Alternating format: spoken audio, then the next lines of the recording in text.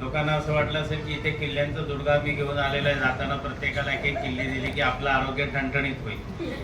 तर असं काही होत नसतं. पण गोष्टी सांगेना युक्तीच्या चार असं भगवद्गीतेत श्रीकृष्णाने अर्जुनाला सांगितलं होतं. तशा काही चार गोष्टी मी आपल्याला ह्या निमित्ताने सांगून जाईल. 2-3 गोष्टींचा उल्लेख करतो. भारतीय संस्कृती ही जगातली सगळ्यात पुरातन संस्कृती आहे असं तर सगळ्या जगाने मान्य केलेलं आहे. आणि त्या पुरातन संस्कृतीने जगाला ज्या 2 मोठ्या विषय दिलेले आहेत देणगी स्वरूपामध्ये, त्यातला पहिला विषय आहे तो म्हणजे आयुर्वेद आणि दुसरा विषय आहे तो म्हणजे योग. आपल्याला कल्पना आहे की मोदींनी आंतरराष्ट्रीय योग दिनाची निर्मिती केली 7-8 वर्षापूर्वी. 175 देशांनी त्याला मान्यता दिली. येत्या काही वर्षामध्ये जागतिक आयुर्वेद दिन पण होणार आहे, कारण त्या दृष्टीने आपल्या सरकारची वाटचाल चालू आहे. त्याच्यावरची 3-4 कारणं आहेत. जगातलं पहिलं वैद्यक शास्त्र कुठलं असेल तर ते आयुर्वेद आहे. आणि हे सगळे आता जगातल्या शास्त्रज्ञांनी मान्य केलेलं आहे, कारण त्याचा कालावधी इसवी सन पूर्व 4 ते 5 हजार वर्ष सांगितलं जातं. नक्की माहिती नाही, कारण आपण मोजू पण शकत नाही, इतकं पुरातन आहे. आत्ता जगामध्ये साधारणतः 75 ते 80 प्रकारच्या मेडिकल थेरपीज वापरल्या जातात. त्या सगळ्यांची बेसिक सूत्र आयुर्वेदात आहेत. हे त्याचं दुसरं वैशिष्ट्य. तिसरं वैशिष्ट्य ज्याला शाश्वत सिद्धांत म्हणतो. दुर्दैवाने आपल्याला सगळा बुद्धिभेद केलेला आहे मॅकॅलोनी, त्यामुळे बदलते ते विज्ञान असं सांगितलं जातं. विज्ञान कधी बदलत नसतं. सिद्धांत हे शाश्वत असतात, परिभाषा बदलू शकते. त्यामुळे शाश्वत सिद्धांत हे आयुर्वेदाचं सगळ्यात महत्वाचं वैशिष्ट्य. जगातलं पहिलं वैद्यक शास्त्र असं आहे की जे निरोगी राहण्यासाठी काय केलं पाहिजे हे सांगतं. आज बाकी कुठल्याही वैद्यक शास्त्रामध्ये निरोगी राहण्यासाठी काय केलं पाहिजे हे सांगण्याची त्यांची क्षमता नाही. हे फक्त आयुर्वेदाने सांगितलेलं आहे. मग त्याच्यासाठी त्यांनी काही दिनचर्या, ऋतुचर्या, आहाराचे नियम, सद्वृत्त असे बऱ्याच काही गोष्टी सांगितलेल्या आहेत. त्यामुळे हे त्याचं पुढचं वैशिष्ट्य. भारतीय शास्त्र आहे हे त्याचं अजून एक वैशिष्ट्य. आपल्याला माहिती असेल तर WHO म्हणजे वर्ल्ड हेल्थ ऑर्गनायझेशन, ह्याची जी स्वास्थ्याची डेफिनेशन आहे त्याच्यामध्ये शारीर स्वास्थ्याचा उल्लेख होता. 12 वर्षापूर्वी त्याच्यामध्ये मेंटल हेल्थ म्हणजे मानसिक स्वास्थ्याचा पण उल्लेख केला गेला. अन्यतः स्वास्थ्य हे फक्त फिजिकल अशी समाजाची किंवा जगाची कल्पना होती. आयुर्वेद हे एकमेव शास्त्र असं आहे की मानस आरोग्याचा विषय त्या काळी इसवी सन पूर्व 5000 वर्ष तो नोंदलेला होता. आणि म्हणून आज जे काही गोष्टी मी आपल्या समोर मांडणार आहे त्याचं कारण असं आहे की हे शाश्वत आहे, आपलं शास्त्र आहे आणि परफेक्ट आहे. उदाहरण म्हणून सांगायचं झालं तर त्या काळी आपल्यालाही माहिती असेल बाजीरावांना जो व्याधी झाला होता त्याला राजयक्ष्मा म्हणजे आत्ताच्या भाषेत ट्युबरक्युलोसिस म्हणतात. टीबी पूर्ण बरा होतो वगैरे असं आपण आता गेले अनेक वर्ष ऐकलेलं आहे. आज मेडिकल फ्रॅटर्निटीमध्ये जगाच्या सगळ्या डॉक्टरांच्या समोरची जी समस्या आहे ती AIDS, cancer, blood pressure, diabetes नसून ती ट्युबरक्युलोसिस आहे. याचं कारण असं की रेझिस्टंट कॉक्स म्हणतात त्याला, म्हणजे औषधांना न जुमानणारा असा आता हा सगळा व्याधी आहे. आणि जगातला मॉर्टॅलिटी रेट म्हणजे माणसं मृत्यू दर जो आहे तो अन्य कुठल्याही व्याधीपेक्षा ट्युबरक्युलोसिसचा जास्ती आहे.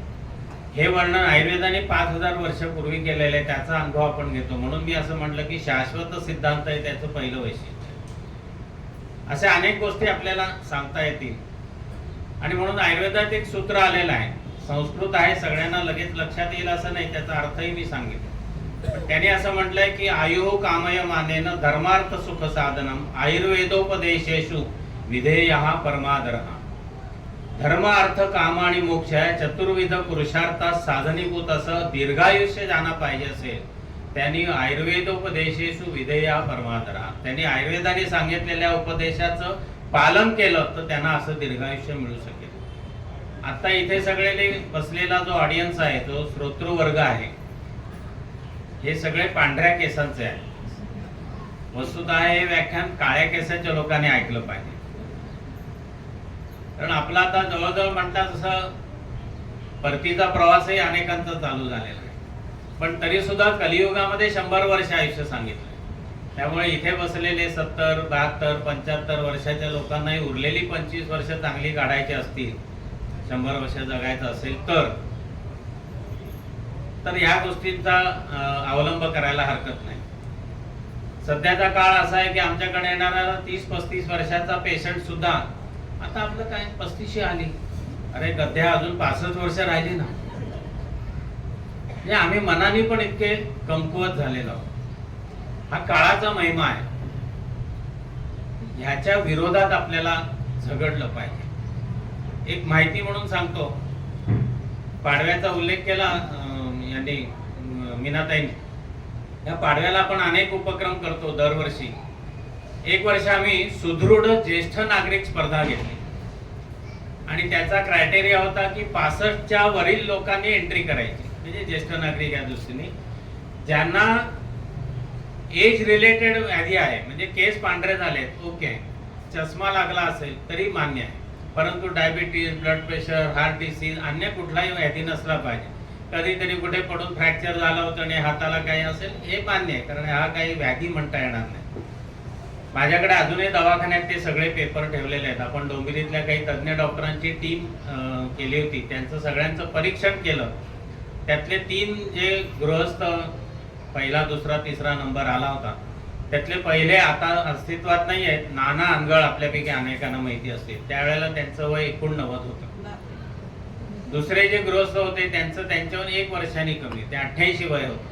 आणि त्याच्यानंतरचे तिसरे नंबर होतं ते अजून 2 वर्ष कमी, त्यांचं काहीतरी 86 का 85 वय होतं. ह्या सगळ्या ज्येष्ठ नागरिकांच्या आम्ही मुलाखती घेतल्या होत्या की एवढं दीर्घायुष्य आणि कुठलाही व्याधी नाही, याचं गमक काय. तर ह्या सगळ्यांच्या मधले जे कॉमन फॅक्टर आले ते मी सांगतो आणि मग त्याचे रेफरन्स आयुर्वेदाने कसे दिले ते सांगणार. ह्या सगळ्यांचं कॉमन फॅक्टर असा होता की हे कुठलाही यातली व्यक्ती सकाळी 5 नंतर अंथरुणात नाही, लवकर उठण्याची सवय. तिसरी गोष्ट, संध्याकाळी 7-7:30 नंतर जेवण नाही. दुसरी महत्वाची गोष्ट, काही जण रात्री जेवत पण नव्हते, कुठेतरी कब्बर दूध घेतलं किंवा अगदी असं काही ज्याला हलका आहार म्हणता येईल अशा एकभुक्त राहणं हे आरोग्याला हितकर असं आयुर्वेदाने सांगून ठेवलेलं. आणि तिसरी महत्वाची गोष्ट होती ती म्हणजे हे सगळी व्यक्ती काही ना काहीतरी व्यायाम अखंड म्हणजे अनेक वर्ष करत आलेली आहे. नाना अनगळ मला माहिती आहे 6 ते 7 किलोमीटर रोज संध्याकाळी चालायचे. दुसरी जी व्यक्ती होती ते 6 किलोमीटर रोज सायकलिंग करायचे ॲट दी एज ऑफ 86 वर्ष.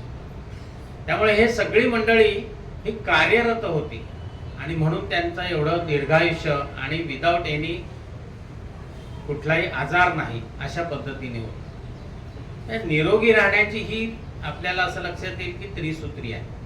ह्या सूत्रावर आधारितच पुढचा व्याख्यानाचा जो भाग आहे त्यातले काही महत्वाच्या गोष्टी मी आपल्यासमोर मांडण्याचा प्रयत्न करणार आहे. त्यामुळे आयुर्वेदाने सांगितलेल्या गोष्टीचं महत्व काय आहे ते ह्या ठिकाणी आपल्याला त्याचा अनुभव घेतल्यानंतर लक्षात येईल. महाभारताची कथा आपल्याला सगळ्यांना माहिती आहे. महायुद्ध सगळं संपल्यानंतर पांडव स्वर्गारोहणाकडे निघाले. त्यावेळेला वाटेत जाताना तहान लागल्यानंतर एका तलावाच्या ठिकाणी ते आले. तलावामध्ये पाणी प्यायला जाणार तेवढा तिथे एक यक्ष प्रगट झाला आणि त्यांनी युधिष्ठिराला सांगितलं की मी दिलेल्या प्रश्नांची उत्तरं दिली तर इथलं पाणी प्यायचं. युधिष्ठिर हा खूप विद्वान होता, आपल्याला माहिती आहे. यक्ष प्रश्न नावाने एक पुस्तक आहे, आपण वाचून काढा. आत्ताच्या तरुण पिढीने वाचण्यासारखं आहे की त्याच्यामध्ये बरंच काही ज्ञान दडलेलं आहे. त्याच्यात एक त्यांनी प्रश्न विचारला युधिष्ठिराला, लाभानाम उत्तमम किम, जगातला सगळ्यात उत्तम लाभ कुठला. तर त्याचं उत्तर युधिष्ठिर असं देतात, आरोग्य. आरोग्य चांगलं राहणं हे सगळ्यात उत्कृष्ट लाभ आहे. आणि म्हणून मला असं वाटतं की आज हा व्याख्यानाला विषय निवडला असेल की लाभानाम उत्तमम किम, तो आरोग्य आहे. आणि आता आरोग्याची समस्या अशी आहे, मी स्वतः डॉक्टर असलो तरी असं सांगू शकतो, सांगीन रादर, येणारा काळ पुढचा असा आहे की माणूस मरण पत्करेल पण हॉस्पिटलच्या पायरी चढणार नाही अशी स्थिती आलेली आहे. म्हणजे तो होणारा खर्च, त्याच्या होणाऱ्या यातना इतक्या आहेत की तो म्हणेल की काय असेल इथे झालं तरी चालेल, पण मी काय ऍडमिट होणार नाही. कारण जी काही उरली सुरली पुंजी आहे, काही प्रॉव्हिडंट फंड असेल, ग्रॅच्युइटी असेल, जे काय आहे ते त्या शेवटच्या 10 दिवसाच्या हॉस्पिटलच्या खर्चात निघून जातं. माणूस तर वाचत नाहीच, परंतु सगळं नष्ट होतं आणि माणूसही जातो. अशी स्थिती येऊ घातलेली आहे दुर्दैवाने. असं यायचं नसेल तर काय केलं पाहिजे, त्याचा काही गोष्टींचा आढावा आपण आजच्या व्याख्यानात घेणार आहोत. आणि आपल्याकडे असं म्हण आहे, जुनं ते सोनं, तुझं आहे तुझं पाशी परी जागा चुकल अशी. त्यामुळे आपल्याकडे जे सांगितलेलं आहे तेच पुन्हा सांगावं लागतं. फक्त त्याचे काही रेफरन्स दिले म्हणजे आताच्या लोकांना वाटतं हा हे काहीतरी रिसर्च झाला. बोमलाला रिसर्च काय करताय? रिसर्च केलेलं जे प्रॉडक्ट आहे, आपल्याला माहिती असेल पेनिसिलिनचा शोध लागला. जगात सगळ्यांना असं वाटलं की आता सगळ्या रोगांची मुक्तता झाली. जगातनं पेनिसिलिन नष्ट झालं, अजूनही सगळे व्याधी आहेत, तसेच 4 व्याधी नवीनच निर्माण होतात. त्यामुळे ह्या सगळ्यांचं उत्तर औषधं हे अजिबात नाही. आणि ज्याला रिसर्च म्हणतात, तो रिसर्च काय असतो याच्यावरती पुष्कळ लिखाण उपलब्ध आहे. बोन्साय म्हणून एक कादंबरी आहे, ती वाचून काढा म्हणजे रिसर्च कसे होतात आपल्याला कळेल. मुंबई विद्यापीठातल्याच घडलेल्या घटनेवर आधारित ती कादंबरी आहे. त्यामुळे ह्या सगळ्याचा आपल्याला साकल्याने विचार केला पाहिजे. आणि म्हणून आयुर्वेदोपदेशेषु विधेय हा परमादर हे आपण लक्षात ठेवलं पाहिजे. मग या सगळ्या आरोग्याची बेसिक व्याख्या आयुर्वेदाने काय केले तर समदोष समाग्निश समधातु मलक्रिया प्रसन्न आत्मा इंद्रिय मनः स्वस्थ इति अभिधीयते असं सांगितलं. परत मगाशी म्हटलं संस्कृत आहे त्यामुळे लगेच सगळ्यांना कळणार नाही. पण समदोष समाग्निश, शरीरातले सगळे दोष, सगळ्या हालचाली, सगळे धातू सुस्थितीत आहेत, सगळी कार्य व्यवस्थित चालू आहेत. अग्नी म्हणजे भूक चांगली आहे, पचनशक्ती चांगली आहे, मल निष्क्रमणाची क्रिया चांगली होती आहे, त्याच्यात काही अडचण नाही आहे. आणि सगळ्यात महत्वाची गोष्ट प्रसन्न आत्मा इंद्रिय मनः स्वस्थ इति अभिधीयते, की ज्याची इंद्रिय मन आणि आत्मा प्रसन्न आहे तरच त्याचं स्वास्थ्य चांगलं. आता रोज मी इतके पेशंट बघतो, सगळ्यांचे रिपोर्ट अक्षरशः गठ्ठाच्या गठ्ठा घेऊन येतात, सगळं नॉर्मल आहे पण तो बोंबलत असतो. त्याचं कारण प्रसन्न आत्मा इंद्रिय मनः नाही. असे अनेक अनुभव सांगता येतील. त्यामुळे ही बेसिक स्वास्थ्याची संकल्पना मांडलेली आहे. तसं स्वास्थ्य ठेवायचं असेल तर काय केलं पाहिजे? आरोग्य हे पैसे खर्च करून मिळत नाही, हे लक्षात ठेवा. मी इतक्या चाचण्या केल्या, MRI केलं, स्कॅन केला, अमुक केला, आरोग्य मिळणार नाही. आरोग्य मिळवण्यासाठी वेळ खर्च करावा लागतो. आणि तो वेळ खर्च म्हणजे इट इज अन इन्व्हेस्टमेंट, हे लक्षात घ्या. आणि म्हणून आयुर्वेदाने असं म्हटलंय की ब्राह्मे मुहूर्ते उत्तिष्ठते. ज्याला निरोगी राहायचं असेल त्यांनी ब्राह्म मुहूर्तावर म्हणजे सूर्योदयाच्या आधी 2 प्रहर उठलं पाहिजे. आता इथे पंचांग होतं, मगाशी मी आलो त्यावेळेस, त्या पंचांगामध्ये रोजचा सूर्योदय लिहिलेला असतो. त्याच्या आधी 2 तास उठणं हे आरोग्याचं, निरोगी राहण्याचं पहिलं लक्षण आहे. इथे बसलेली अनेक मंडळी ही सकाळी लवकर उठणारी आहेत, मला माहिती आहे. मी अनेकांना इथल्या ओळखतो. काही जण उठत नसतील तर उद्यापासून सुरुवात करायला हरकत नाही. तर लवकर का उठायचं ह्याची अनेक कारणं आयुर्वेदाने सांगितलेली आहेत. ते जे प्रसन्न आत्मा इंद्रिय आणि मन आहे ना, ते सकाळी लवकर उठल्यानेच होतं, अन्यथा होत नाही. झोप ही तमगुणाची सांगितलेली आहे. तुम्ही जितके जास्ती झोपाल तेवढा आळस जास्त येतोय, लक्षात घ्या. आजकाल सांगितलं जातं 8 तास झोपा, 7 तास झोपा, मूर्खपणा आहे. आपण इंद्रियांना कशी सवय लावायची हे आपण ठरवलं. आमच्या ताब्यात मोदी 4 तास झोपतात, ती तुमच्यापेक्षा जास्त काम करतात. माझा चॅलेंज आहे, कुठलाही त्यांचा व्हिडिओ काढा आणि त्यांनी एक तरी जांभई दिलेली दाखवा. नाहीये, हा करू शकतो. आमच्याहून 4-5 वर्षांनीच मोठे आहेत ते. आम्हाला का जमत नाही? आम्ही उगाच जीवेचे चोरले. 7-8 तास झोपलं पाहिजे, दुपारी तासभर झोपलंच पाहिजे, नाही तर डोकं दुखतं, नाही पाठ दुखते, कंबर दुखते, सगळ्या गोष्टी. तर त्याचं कारण प्रसन्न आत्मा इंद्रिय मन आहे, हे सकाळी लवकर उठल्याने होतं. सगळ्यात महत्वाची ज्याचा उल्लेख केला त्या व्याख्येमध्ये मलक्रिया, शरीरातनं मल बाहेर पडण्याची प्रक्रिया सकाळी लवकर उठलं तर होते, अन्यथा नाही. अनेकांना कॉन्स्टिपेशन म्हणजे मलावरोधाची तक्रार असते आणि जे उशिरा उठतात त्यांना पोट साफ होत नाही, लक्षात घ्या. पण सकाळी लवकर उठलं तरच. आणि इथे बसलेला अनेक वयोगट मला माहिती आहे की ज्यांना सकाळी जर चांगली संडासला झाली नाही तर अनेकांचं सगळं जीवन त्या संडासभोवतीच गुंतलेलं असतं. तक्रार त्यांची, अहो डॉक्टर काय करा, मला संडासला झाली पाहिजे. म्हणजे मला आठवतंय दत्तनगरच्या माझ्या दवाखान्यात एक दिवशी एक गृहस्थ वयस्कर आले.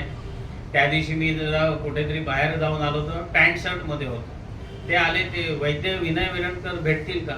तशी एक दोन पेशंट म्हटलं बसा. मग थोड्या वेळाने आत आले. कुठे आहे? तशी म्हटलं हा काय? त्याने असं बघितलं, मला असं वाटलं कोणतरी धोतर कोट टोपी वगैरे घातलेले इथे वयस्कर गृहस्थ. म्हटलं नाही, मी चांगला तरुण आहे पण वैद्य आहे.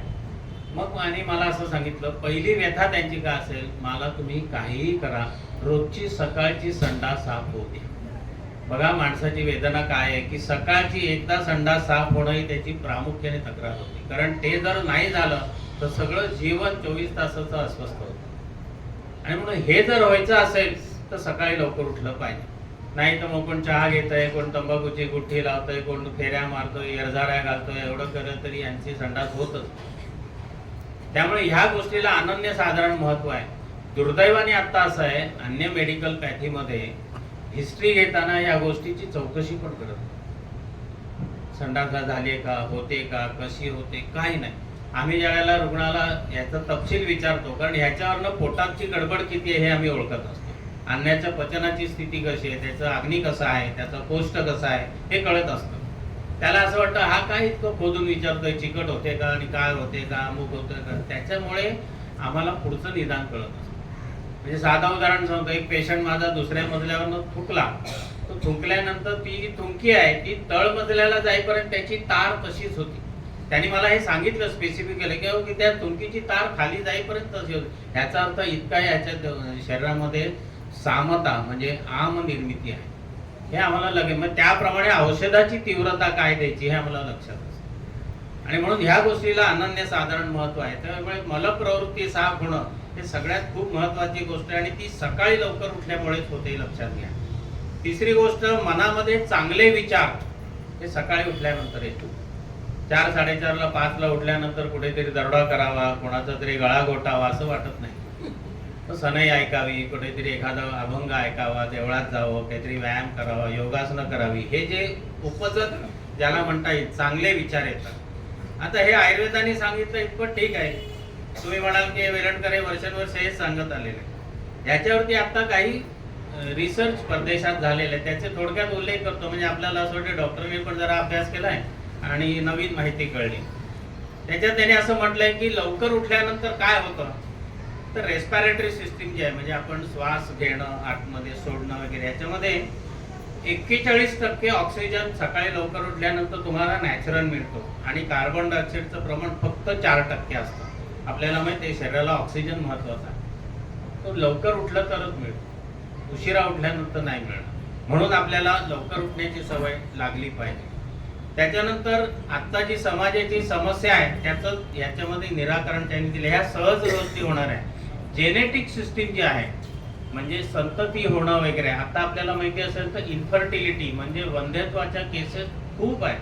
माझ्यासारखा जनरल प्रॅक्टिशनर आठवड्याला 2 नवीन केसेस इन्फर्टिलिटीच्या बघतो. त्याच्यात त्याने असं म्हटलेलं आहे की सकाळी लवकर उठण्याची सवय असेल तर ही जेनेटिक सिस्टीम जी आहे ती चांगली कार्यरत राहते, संततीला अडचण येत नाही. ह्याचं कारण जे काही क्रोमोझोम्स असतात म्हणजे शुक्राणू असेल, स्त्रीमधलं बीज असेल, हे चांगल्या पद्धतीचं तयार होतं, कार्यरत राहतं. हा त्याच्यामध्ये त्यांनी एक महत्त्वाचा विषय दिलेला आहे ज्याला स्पर्मॅटोजेनेसिस म्हणजे संततीला ते जी प्रक्रिया आवश्यक आहे ती सकाळी लवकर उठल्याने आपोआप होते, लक्षात घ्या. आणि आता माझ्याकडे जर दवाखान्यात येऊन बसला तर हिस्ट्री घेताना अनेक बायका सुद्धा 8:30-9च्या नंतर उठतात. म्हणजे ते पोरगं उठल्यानंतर तो बापच ते म्हणजे तिचा नवरा असेल तो काहीतरी वेफर्स नाही तर फरसाण डब्यात कोंबून ते पोरगं शाळेत जात आणि मग ही नंतर उठते म्हैस, अशी स्थिती आहे. तर पोरांना काय सांगणार. अगदी कालची घटना आहे दवाखान्यामध्ये की तो 8:30-9ला उठतो, त्याच्याबरोबर मुलगा होता. म्हटलं ह्याने कितीला उठलं पाहिजे, तुमचं काय मत आहे. शिकलेली माणसं आहे ना सगळी, हे सगळे पडक पंडित आहेत, पुस्तकी ज्ञान आहे, त्यात सुद्धा येत असं नाही. अगदी माझ्याकडे काल कॉम्प्युटर मधली मुलगी, तिला म्हटलं आपल्याकडे सुपर कॉम्प्युटर कोणी बनवला ग, माहित नाही म्हणा. कॉम्प्युटर इंजिनिअरिंगची मुलगी आहे की ह्या क्षेत्रातला तरी आपला बाप कोण आहे हे तरी माहिती पाहिजे. मग मी सहज म्हटलं की अटल बिहारींचं नाव ऐकलंय का, तशी म्हणाली नाही. मग म्हटलं कोण होते, थोडं मग म्हणाले नाही ऐकलंय. मग कोण होते, नेते होते. नेते होते. म्हटलं आता अटल बिहारी जाऊन काही खूप वर्ष झाली आहेत असं नाही, पण अटल बिहारी असं नाव आहे. मग मी 2-4 नावं अन्य काही वेगवेगळी आत्ताच्या लेटेस्ट काहीही माहिती नाही. म्हणजे त्यांचा अभ्यास काय करतात याचाही मोठा प्रश्नचिन्ह आहे. जनरल नॉलेज तर हा विषयच नाही. आणि त्या म्हणून मला आठवत आहे द्वारकानाथ संसगिरी म्हणून क्रीडा समीक्षक आहेत, आपल्याला माहिती असेल. त्यांचा लोकसत्तेला काही वर्षापूर्वी लेख आला होता आणि त्याचं नाव होतं मला काय त्याचे. त्याच्यात त्याने असं केलं होतं, ही जी आपली म्हणजे विश्वनाथ गावस्कर असतानाची जी टीम आहे त्या टीमच्या सगळ्या खेळाडूंची त्यांनी मुलाखत घेतली आणि त्या मुलाखतीत त्यांनी त्यावेळेला जे प्रश्न विचारले की जगातला फास्टेस्ट बॉलर कोण आहे, माहिती नाही. सगळ्यात जास्ती षटकार मारलेला खेळाडू कोण आहे, माहिती नाही. म्हणजे जो माणूस क्रिकेट खेळतोय त्याला आपला बाप कोण आहे तरी माहिती पाहिजे. डॉन ब्रॅडमन कोण होता, डेनिस लिली कोण होता, थॉम्सन कोण होता, क्लाइव्ह लायड कोण होता, काहीतरी माहिती असेल. काय नाही, आपल्याला इतके लाख एका मॅचचे मिळतात, संपला आमचा विषय. संबंध येतो तो तुमचा ब्रेन कार्यरत राहण्याच्या दृष्टीने. आणि म्हणून सकाळी लवकर उठलं तर ह्या सगळ्या गोष्टी होत असतात, ते लक्षात घ्या. त्याच्यानंतर आता जे लेटेस्ट काही रिसर्च पेपर मार्केटमध्ये आलेले आहेत त्याच्यामध्ये त्याने असं म्हटलं, आपल्याला माहिती आहे मेंदूमध्ये सेरोटिनिन म्हणून एक तत्व असतं, एक एन्झाईम असतं. हे त्यावेळेला जास्ती सिक्रेट होतं आणि ह्याच्यामुळे काय होतं तर लर्निंग चांगलं होतं, मेमरी चांगली राहते आणि हॅपीनेस.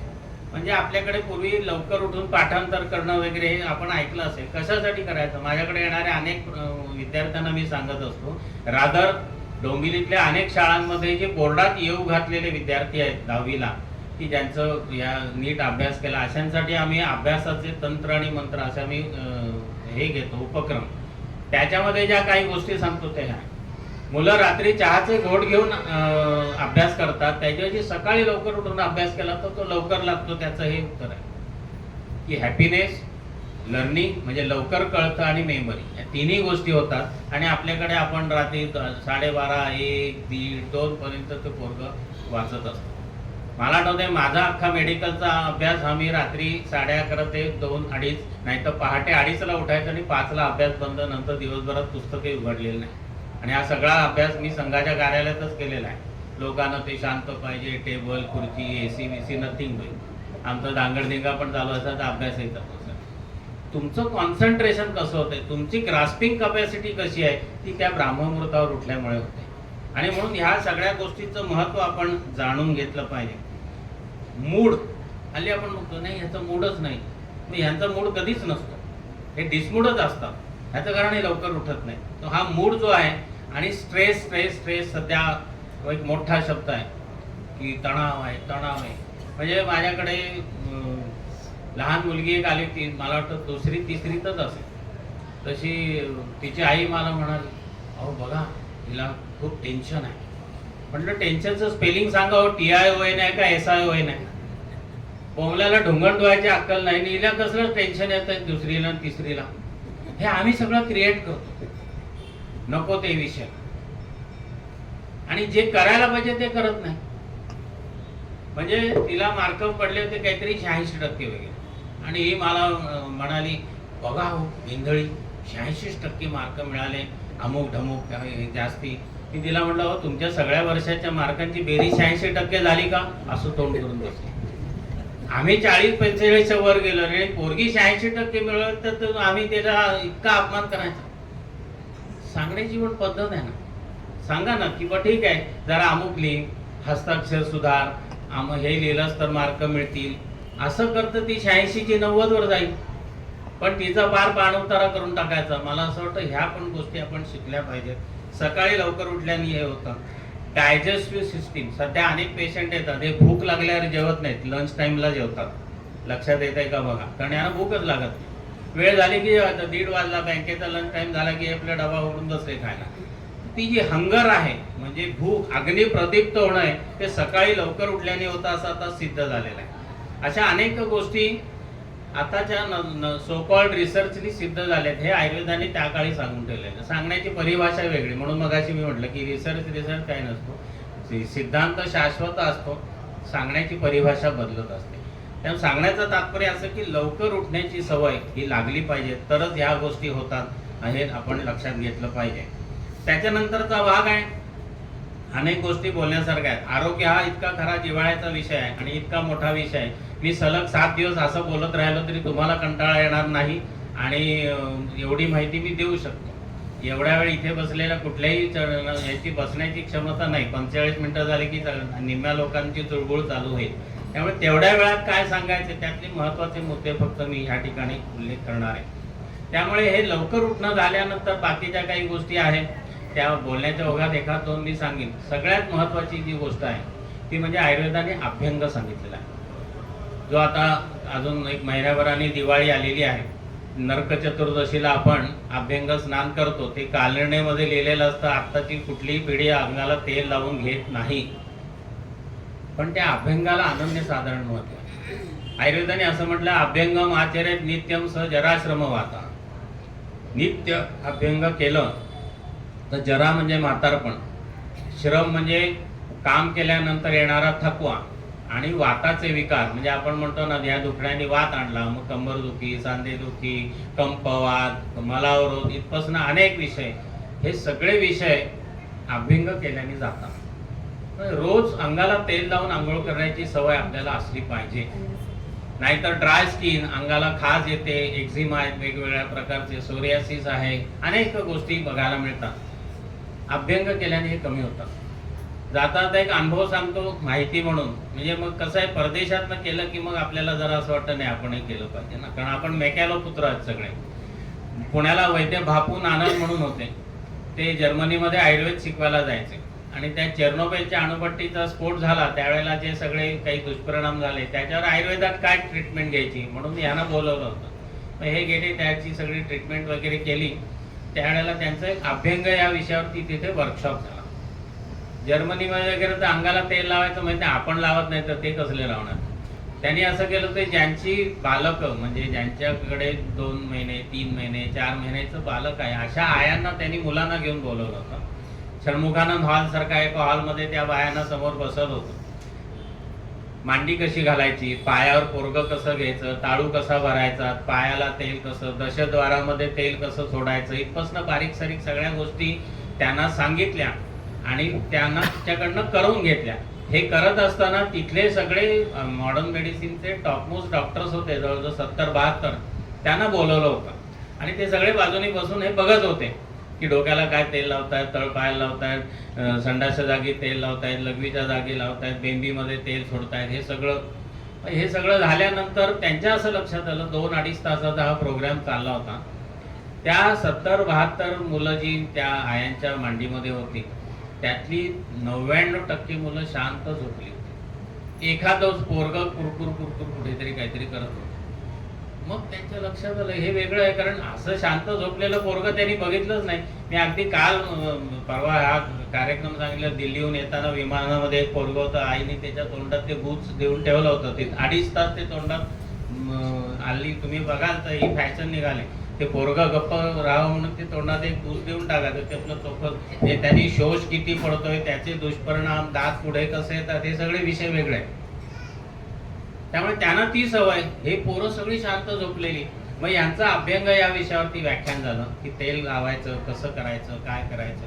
आता जर्मनीमध्ये अशी मसाज सेंटर चालू झाली. आता त्याचं एक्सप्लॉयटेशन चालू आहे, पण त्यांना हे कळलं की अंगाला तेल लावल्यानंतर हे फायदे होतात. 8 तास 10 तास 12 तास फिजिकल वर्क आहे, आल्यानंतर थकवा कुठेतरी डोलो 650 घेण्यापेक्षा अंगाला तेल लावून आंघोळ करा, एकदम थंड. बारीक सारीक गोष्टीतनं सगळं करता येतं, फक्त केल्याने होतं आहे रे, आधी केल्याची पाहिजे. त्यामुळे ह्या कुठल्याही गोष्टी विकत घेता येणार नाही, ह्या प्रत्यक्ष करण्याची आवश्यकता आहे. मला आठवत आहे आम्ही कॉलेज जीवनामध्ये भरपूर सायकलिंग केलं. 8-8 दिवस 10-10 दिवस 100-100 1000 किलोमीटर सायकलिंग केलं. आम्ही सायकलिंग करायचं, आमची हाफ पॅन्ट असायची. पूर्वी ती खाकी दप्तर आपल्या जसं दप्तर कॅरियरला असायचं, त्याच्यामध्ये पंप म्हणजे पंक्चरचं साहित्य, डबा असायचा. खिशात पैसे नाही त्यामुळे थालीपीठं नाही तर तिखटा मिठाच्या पुऱ्या घेऊन जायचं आणि एक तेलाची बाटली असायची, तिळाच्या तेलाची. रात्रभर सायकलिंग करायचं. सूर्य साधारण वर आला, ऊन व्हायला लागलं की सायकलिंग थांबवायचं. मग 8 तास 6 तास विश्रांती घ्यायची. थांबल्यानंतर काय करायचं तर सगळ्या अंगाला भरपूर तेल रगडायचं. गार पाण्याची आंघोळ घ्यायची, 4 तास झोपलं की पुन्हा हजारो किलोमीटर सायकलिंगला मोकळे. अभ्यंगम आचरेत नित्यम स जरा श्रम वाता. हे श्रम जे आहेत ते जाणवतच नाही, म्हणून ते करायचं. त्यामुळे ह्या गोष्टीला अनन्यसाधारण महत्व आहे. त्या काळी आयुर्वेदाचार्यांना असं माहिती असेल की पुढचा काळ हा सगळा गतिमान आहे, त्यामुळे रोज एवढा वेळ शक्य नाही. म्हणून त्यांनी सांगितलं की हे जर शक्य नसेल तर शीरश्रवण पादेषु तम विशेषेण शीलयेत, की किमान डोक्याला तेल लावा, किमान तळपायाला तेल लावा, कानाच्या पाळीला तेल लावा, नाही तर कर्णपुरण कानात तेल सोडा. एवढं केलं तरी चालेल. आम्ही हल्ली असं सांगतो की तुमचा व्यवसाय ज्या पद्धतीचा आहे तेवढ्या अवयवाला तेल लावा. उदाहरणार्थ मी 8 तास 9 तास लॅपटॉप घेऊन बोटं बडवत बसतोय, तर किमान खांद्यापासून हात भरपूर तेल लावा आणि मग आंघोळ करा. शिलाई करणारी एखादी व्यक्ती आहे, सारखं पायाने मशीन हलवायचं, तर त्यांनी मांडीपासून खालच्या पायाला भरपूर तेल लावा. सुट्टी असेल त्या दिवशी सगळ्या अंगाला तेल लावायला हरकत नाही. ज्याचं ब्रेन स्टॉर्मिंग, बँकेत आहे, अकाउंटंट आहे, ऑफिसर आहे, तुमचा चार्टर्ड अकाउंटंट आहे, तर त्यांनी रोज डोक्याला तेल लावलं पाहिजे. तो चंपी मॉलिश, त्या जॉनी वॉकरचं गाणं आपल्याला माहिती असेल, ते चंपी मॉलिश केल्यानंतर काय होतं हे केल्यानंतरच कळेल. डोकं शांत कसं होतं, झोप कशी चांगली लागते हे आपल्याला कळेल. त्यामुळे ह्या अभ्यंगाला अनन्यसाधारण महत्व आहे. यांनी आयुष्य वाढतं हे लक्षात घ्या. आणि बाकी बरेच गोष्टी आहेत. हाडांची बळकटी कशी येते, म्हणजे परवा माझे एक पेशंट माझ्याकडे आला, फ्रॅक्चर काढा. काय काय पोपटाचा पिंजरा अडकवायला गेलो, पडलो आणि हात फ्रॅक्चर झाला. तर पोपटाचा पिंजरा म्हणजे काय वर होता का, तर जेमतेम 2 फुटावरती ठेवताना पडलं आणि फ्रॅक्चर झालं. म्हणजे आमची हाडं खडूसारखी ठिसूळ झालेली आहे, कारण आम्ही जे काही खातोय सगळं सध्या त्याचा तो परिणाम आहे. तर एवढी हाडं जर ठिसूळ असतील तर ती भक्कम करायची असतील तर अभ्यंग मातेने रोज तेल लावलं पाहिजे, ते लक्षात घेतलं पाहिजे. बाकी मग कोरोनामध्ये एक शब्द गुळगुळीत झाला मोठा, तो म्हणजे इम्युनिटी. इम्युनिटी कमी, इम्युनिटी बूस्टर, इम्युनिटी वाढली पाहिजे. ही इम्युनिटी म्हणजे काय आहे, त्याला आपल्या भाषेमध्ये व्याधी प्रतिकारक क्षमत्व म्हणतात. म्हणजे कुठल्याही व्याधीला सक्षम आपण त्याला प्रतिकार करू शकलो पाहिजे. ही इम्युनिटी अभ्यंगाने मिळते. मग ऊन आला तरी चालेल, पावसात भिजलं तरी चालेल, थंडी आली तरी चालेल, नाहीतर आमच्याकडे लगेच जरा काय झालं की नाक गळायला लागलं, मग त्यावर कपडे घाल, स्वेटर घाल. कोंबल्याला इथे थंडीत सुद्धा डिसेंबरला कधी आपल्याकडे थंडी पडलेली नसते, पण आम्ही लगेच सगळं गुंडाळून बाहेर जातो. प्रतिकार क्षमता वाढणार कशी? निसर्गता राहिलं पाहिजे आणि अभ्यंग केलं तर ते वाढतं. मग उन्हात बिनात कसंही करा. आयला आम्ही इतके उन्हात खेळलेलं, मला आठवतंय की आई म्हणायची अरे कार्ट्यानो उन्हात कशाला मरताय, सावलीत येऊन मरा असं म्हणायचं. पण त्याच्यामुळे आम्हाला व्हिटॅमिन D3 कधी कमी पडलंच नाही. आता सगळ्यांची इथे बसलेल्या सगळ्यांचं ब्लड चेक केलं ना, सगळ्यांचं व्हिटॅमिन D3 कमी मिळणार आहे. आणि माहिती म्हणून सांगतो, कुठल्याही कॅप्सूलनी गोळ्या घेऊन D3 वाढत नाही, त्याला फक्त सूर्यप्रकाशात जाणं हाच इलाज आहे. लक्षात हे आम्ही वर्षानुवर्ष केल्यामुळे आम्हाला D3 B कॉम्प्लेक्स काय आयुष्यात तसलं टॉनिक खाल्लं नाही. ते जे ज्येष्ठ नागरिक स्पर्धा सांगितली ना, त्यांचे पण हात ते सगळे खेळले, बागडले. 50 मला आठवते बागशाळावर झालं, डोकं फुटलं एखादं की आम्ही काय करायचं, तर ती माती असायची फुंकरायची आणि एकदम पातळ माती ती डोक्यावर थापायची. ना टिटॅनस झाला ना टॉक्साईड झाला.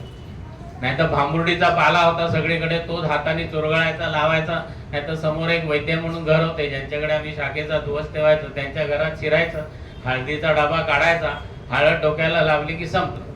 आपल्याला माहिती असेल डोंबिवलीमध्ये भरपूर ही पानकणस मिळायची, त्याला रामबाणचा कापूस म्हणतात. अजूनही डोंबिवलीच्या पेरीफेरमध्ये आहे. हा कापूस आम्ही सगळा मार्चमध्ये उन्हाळा चालू झाला की काढून वाळवून ठेवायचा. कितीही फाटलेली जखम असू दे, तो रामबाणचा कापूस लावून खोबरेल तेल सोडलं की इतकं प्लॅस्टर सारखं. आयुष्यात अँपिसिलिन नाही, टेट्रासायक्लिन नाही, टेरामायसिन नाही, कुठलंच मायसिन झालं काही झालं नाही. तुम्ही कसे राहता याच्यावर डिपेंड आहे. त्याच्यासाठी ह्या सगळ्या गोष्टीची जोड आहे असं मला वाटतं. मग या अभ्यंगामुळे डोकं शांत वगैरे. मग परत ह्याच्यावरती रिसर्च झालेला आहे. 2-4 गोष्टी सांगितल्या म्हणजे लक्षात अरे हो यांनी सांगितलेलं बरोबर आहे. जे आयुर्वेदाने सांगितले त्यांनी फक्त परिभाषा बदलली.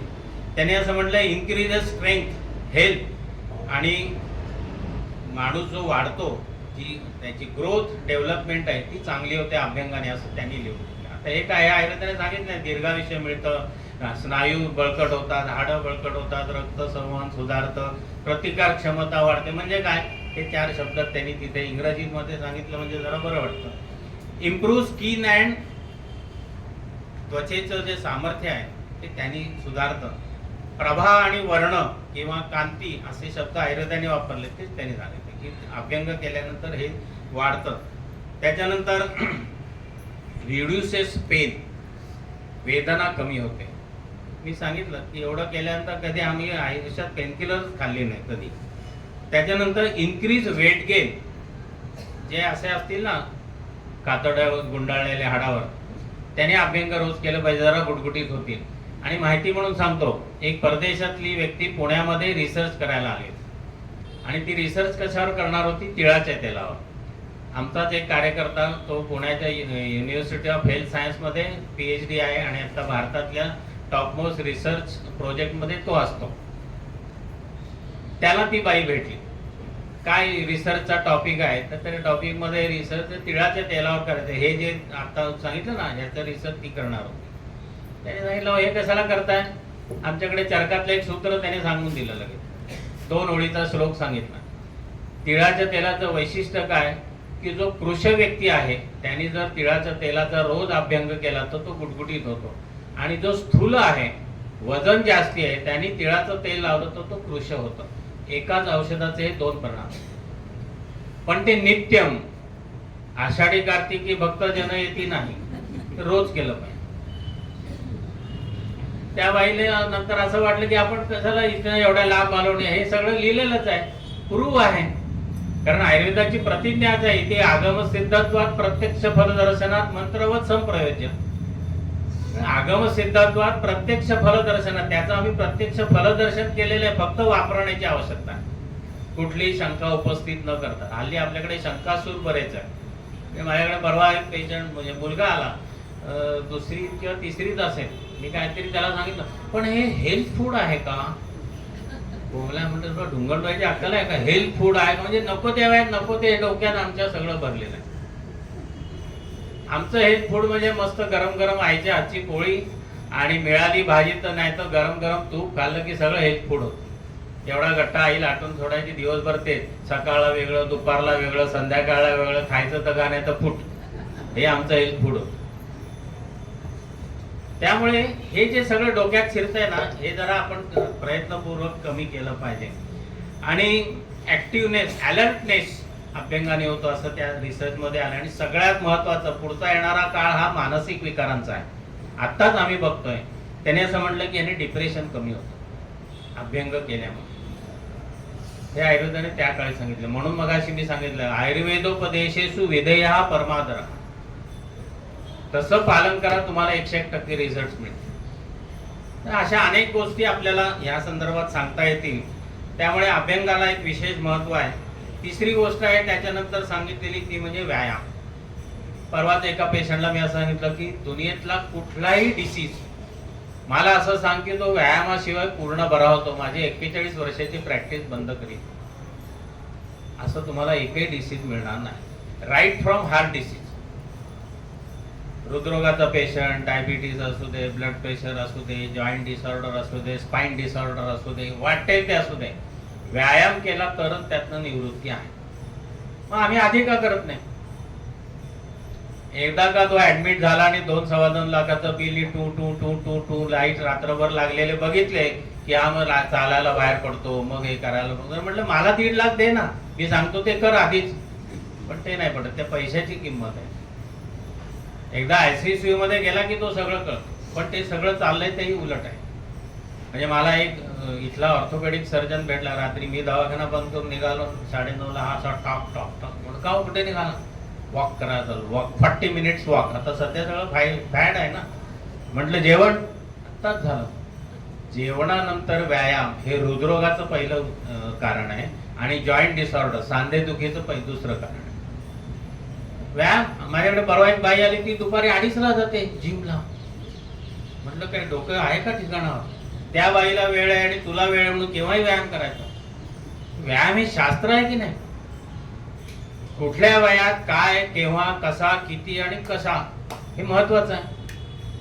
65चा माणूस जिमला जातो, आता तुला काय मल्लगिरी करायची का? व्यायाम हे पण शास्त्र आहे, त्यामुळे कुठल्या वयात काय करायचं, किती करायचं आणि कसं करायचं हे ठरवलं पाहिजे. व्यायामाचा काळ सांगितलेला आहे. पोट साफ झाल्याशिवाय व्यायाम करून जाईल, आणि म्हणून ब्राह्म्यवृत्ती उत्तिष्ठ आहे. एकदा पोट साफ झालं की पहिला व्यायाम करायचा, मग अभ्यंग करायचा, मग स्नान करायचंय, मग तुमचं काय नाश्ता करायचा आहे, तो हेवी डाएट करायचा, प्रोटीन खायचे का, मिनरल्स खायचे का, व्हिटॅमिन खायचे, तुम्ही ठरवा. रात्री 11ला व्यायाम करणारी माणसं दाखवतो मी तुम्हाला. इथे इंडस इन्व्हर्टर आहे ना, तिथे काम करणारा माझ्याकडे आला होता. 11ला अंबरनाथला गेल्यावरती तो 9ला टच जेवतो आणि 11ला व्यायाम करतो. म्हटलं मला अशी बातमी ऐकायला मिळाली 6 महिन्यात या वरती गेला तर काही वाईट वाटणार नाही, तुझं कर्म तसं आहे. इतकं स्पष्ट बोल. व्यायाम हे शास्त्र आहे. त्यामुळे आपल्याकडे 8 वर्षाला एकदा मुंज झाली की त्या मुलांनी व्यायामाला सुरुवात केली पाहिजे असं लागणार. दंड वयाच्या साधारणतः 25-30 विवाह होईपर्यंत खरखडून म्हणजे रगडून व्यायाम केला. एकदा तो गृहस्थाश्रमी झाला की त्यांनी त्याचं स्वास्थ्य मेंटेन करण्यासाठी व्यायाम करायचा. मग चालणं आहे, पोहणं आहे, सायकलिंग आहे, सूर्यनमस्कार आहे, योगासनं आहेत, प्राणायाम आहे, अन्य काही प्रकार आहेत. ह्या वयामध्ये जो व्यायाम आहे तो तुम्हाला काय करता येत आहे त्याच्याशी निगडीत. म्हणजे आपण शाळेमध्ये पीटीला व्यायाम प्रकार केलेले आठवत असतील, त्याच्यातही खूप मोठी क्षमता आहे. माझा आता चॅलेंज आहे, मानेपासून पायाच्या घोट्यापर्यंत 9 सांधे आहेत. मानेचा सांधा, खांदे, कोपरं 2, मनगट, कमरेचा सांधा, इकडला वंक्षण म्हणजे आपण ज्याला उखळीचा सांधा, गुडघे आणि अँकल जॉईंट. एका सांध्याची हालचाल 1 मिनिट म्हणजे 9 सांध्यांचा 9 मिनिटांमध्ये व्यायाम होऊ शकतो. आता इथे उभे राहिलेल्या कोणी 9 मिनिटं व्यायाम करून दाखवला मला तर मी माझं काही हरायला तयार. इतका रिगरस व्यायाम आहे तो. नुसती बोटं अशी अशी करा, उलटी सुलटी 1 मिनिट करून जाऊ का, दुसऱ्याचे हात नाही हलवणार. दिसायला साधा आहे, त्याचे परिणाम चांगले आहे. आणि म्हणून आयास जननम कर्मम व्यायामम अशी या रीतीने व्याख्या केली की विशिष्ट प्रकारची हालचाल. म्हणून शाळेमध्ये 1, 2, 3, 4, 1 आपल्याला असं ह्याला काय होतं, विशिष्ट प्रकारची लयबद्ध हालचाल, याला आयुर्वेदाने व्यायाम म्हटलं. विभक्त घनगात्रत्व व्यायामोपजायते असं त्यांनी त्याच्यामध्ये म्हटलं. आपल्याला सगळ्यांना सलमान खान पाहिजे, पण सलमान खानासारखं करायला आपल्याकडे भरपूर व्यायाम प्रकार आहे. मी आता तुम्हाला जोराचे वेगवेगळे प्रकार काढून दाखवेन की त्याने बायसेप्स कशा फुगवायच्या, ट्रायसेप्स कसे, विंग्स कसे, खांदे कसे, इतके त्याच्यात व्हरायटी आहे. कारण व्यायाम केलाच पाहिजे आणि तो कुठल्याही वयोगटासाठी तो अनिवार्य असलेला आहे. मी करणार नाही म्हणजे मला आठवत माझे एक पेशंट आहे, ते गेले आता, त्यांना ज्या वेळेला बायपास करावी लागली त्याच्या आधीपासून मी त्यांना इतके वेळा ओरडायचो, तुम्ही काहीतरी व्यायाम करा. ते मला सांगायचे मी व्यायाम करणार नाही. माझे वाक्य असं खरं ठरलं की दुर्दैवाने त्यांना हार्टचा त्रास झाला, त्यांना बायपास करावी लागली. बायपास केल्यानंतर त्या डॉक्टरने पण सांगितलं की रोज एक अर्धा तास चालून येत जा. ते माझ्याकडे आल्यानंतर मी त्यांना सांगितलं तर ते म्हणाले एवढं सोडून बोला. त्यांनी जाईपर्यंत व्यायाम केला नाही, शेवटी केले.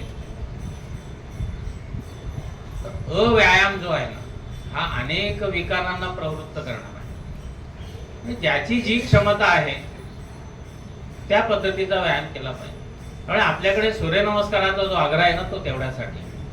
आता तुम्ही गेल्यानंतर आज गुगल अंकलला विचारा, मी याला गुगल अंकल म्हणतो कारण हल्ली सगळं टेस्ट सांगितलं की ते गुगलवर सर्च करतात. जगात सगळ्यात जास्ती रिसर्च सध्या सूर्यनमस्कारावर. त्याच्यावर मी थोडं बोलणार नाही नंतर की सूर्यनमस्कारामुळे याची रेस्पिरेटरी सिस्टीम कशी कार्यान्वित होते हे आता सिद्ध झालेलं आहे. सूर्यनमस्कारानंतर सेरोटीन कसं सिक्रेट होतं हे सिद्ध झालेलं आहे. असे आणि सूर्यनमस्काराचं वैशिष्ट्य असं आहे की माणूस झोपायला जेवढी जागा लागते तेवढ्यामध्ये तो करून होतो. सगळ्या स्नायूंना, सगळ्या हाडांना त्याच्यात व्यायाम होतो. श्वसनाचे कुठलाही विकार होत नाही, पोटाचे विकार नाहीत, उंची वाढते, धी द्रुती स्मृती म्हणजे स्मरणशक्ती, धारणशक्ती आणि हे सगळं त्यांनी कार्यान्वित राहतं. मन प्रसन्न, प्रभा, वर्ण, कांती ही सूर्यनमस्कारांनी सुधारते. आणि सगळ्यात महत्वाचं की पाठीचा कणा ताठ. ज्याचा पाठीचा कणा जमिनीला लंबरूप त्याचं आरोग्य चांगलं आहे, लक्षात घ्या.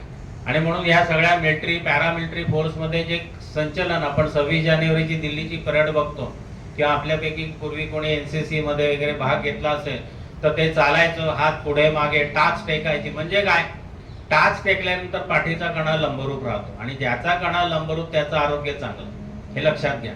आता हल्ली आम्ही पोक काढून चालतो, नाहीतर ती चप्पल इतकी उंच असते की तो बगळाच झालेला असतो. पेन्सिल सेलची चप्पल बामला, म्हणजे त्याने काय काय होतं देवाला माहिती. काय काय आम्ही अनुकरण करतोय. कपडे, तंग कपडे, म्हणजे तो बायकोनीच त्याची पॅन्ट खेचायला लागेल एवढी तंग असते. माझ्याकडे इतके पेशंट सांधे दुखीचे मी बघतो, पण गुडघा बघायला ते पॅन्ट तर वर झाली पाहिजे. काल मुलगी आली होती गोंदपाटासारखी आणि हल्ली तर आता ते खिडक्या नको तिथे फाटलेलं. मी तिला विचारलं का येताना पडलीस का, नाही नाही म्हणाले असं आहे. मग तिला लाज वाटली. कसली भिकाऱ्याची अवदशा आठवते. जरा चांगले कपडे घाला. हे असलं सगळं समाजामध्ये चालू आहे. व्यायामच नाही. व्यायाम करायचा तर काय करायचा. इथे बसलेल्या प्रत्येकाने त्यांना चालता येत असेल, त्यांना पोहता येत असेल, त्यांना सायकलिंग करता येत असेल, आता ओपन जिम पण आहे. 4 गोष्टींची हालचाल येते, रिंग फिरवायची आहे, हात पुढे मागे करायचे, एवढं करा. नाही तर मी म्हटल्याप्रमाणे मानेपासून गोट्यापर्यंत 9 सांधे आहेत. घरातल्या घरात एका सांध्याची हालचाल तुम्ही 30 सेकंद करा, 40 सेकंद करा. ते झाल्यावर मांडी घालून बसा, जरा ओंकार करा, दीर्घ श्वसन करा, भ्रामरी करा, अनुलोम विलोम करा. अनेक गोष्टी आहेत. आपल्याला आपली हेल्थ मेंटेन करायचे लक्षात गेलं. प्रत्येकाचं एम. एक पोरगा आला होता नुकतेच, वडील गेले होते, आर्थिक स्थिती बरोबर नाही आणि त्याला ते जिमचं वेड होतं. हा रोज 12 अंडी खायचा. म्हटलं अहो तुम्हाला परवडत आहे का. तेच मी घेऊन ते तुमच्याकडे आले. म्हटलं 12 अंडी खायले तर तेवढा व्यायाम आहे का. आणि म्हटलं तुला कुठे स्त्रीच्या स्पर्धेत उतरायचं आहे का. नाही. मग म्हटलं 12 अंडी खाऊन एवढा व्यायाम कशाला करायचा. आपल्याला आपली शारीरिक क्षमता वाढवणं किंवा मेंटेन करणं एवढा जर उद्देश आहे तर तेवढाच व्यायाम कर. त्यामुळे आम्ही काय करतोय, कशासाठी करतोय, कसं केलं पाहिजे ह्याचा काहीही ज्ञान सध्या समाजामध्ये नाही. आई वडिलांना नाही, ते पोरांना काय सांगणार. तर ते आई बापच उशिरा उठतात, ते पोराला लवकर उठायचं, त्याला त्याच्या पायाला अंगठ्याला बोट लागत नाही, तो काय सांगणार की पश्चिम होताना असं करत. मला असं वाटतं की ह्या गोष्टीकडे जरा डोळसपणे बघितलं पाहिजे. व्यायामाची आवश्यकता अत्यंत महत्त्वाची आहे आणि ते प्रत्येकाने केला पाहिजे, हे लक्षात घेतलं पाहिजे. आणि धावण्यासारखा व्यायाम आहे. आता 70चा माणूस पण धावतो, नाही चालणार. तुझ्या शरीराला, तुझ्या वयाला, तुझ्या क्षमतेला काय आहे त्या पद्धतीने त्यांनी केलं पाहिजे. आणि म्हणून याच्यातलं सूर्यनमस्काराचं एक अनन्यसाधारण महत्त्व आहे. योगासनं आहेत, प्राणायाम आहेत आणि बाकी ज्याची क्षमता आहे तसं करावं.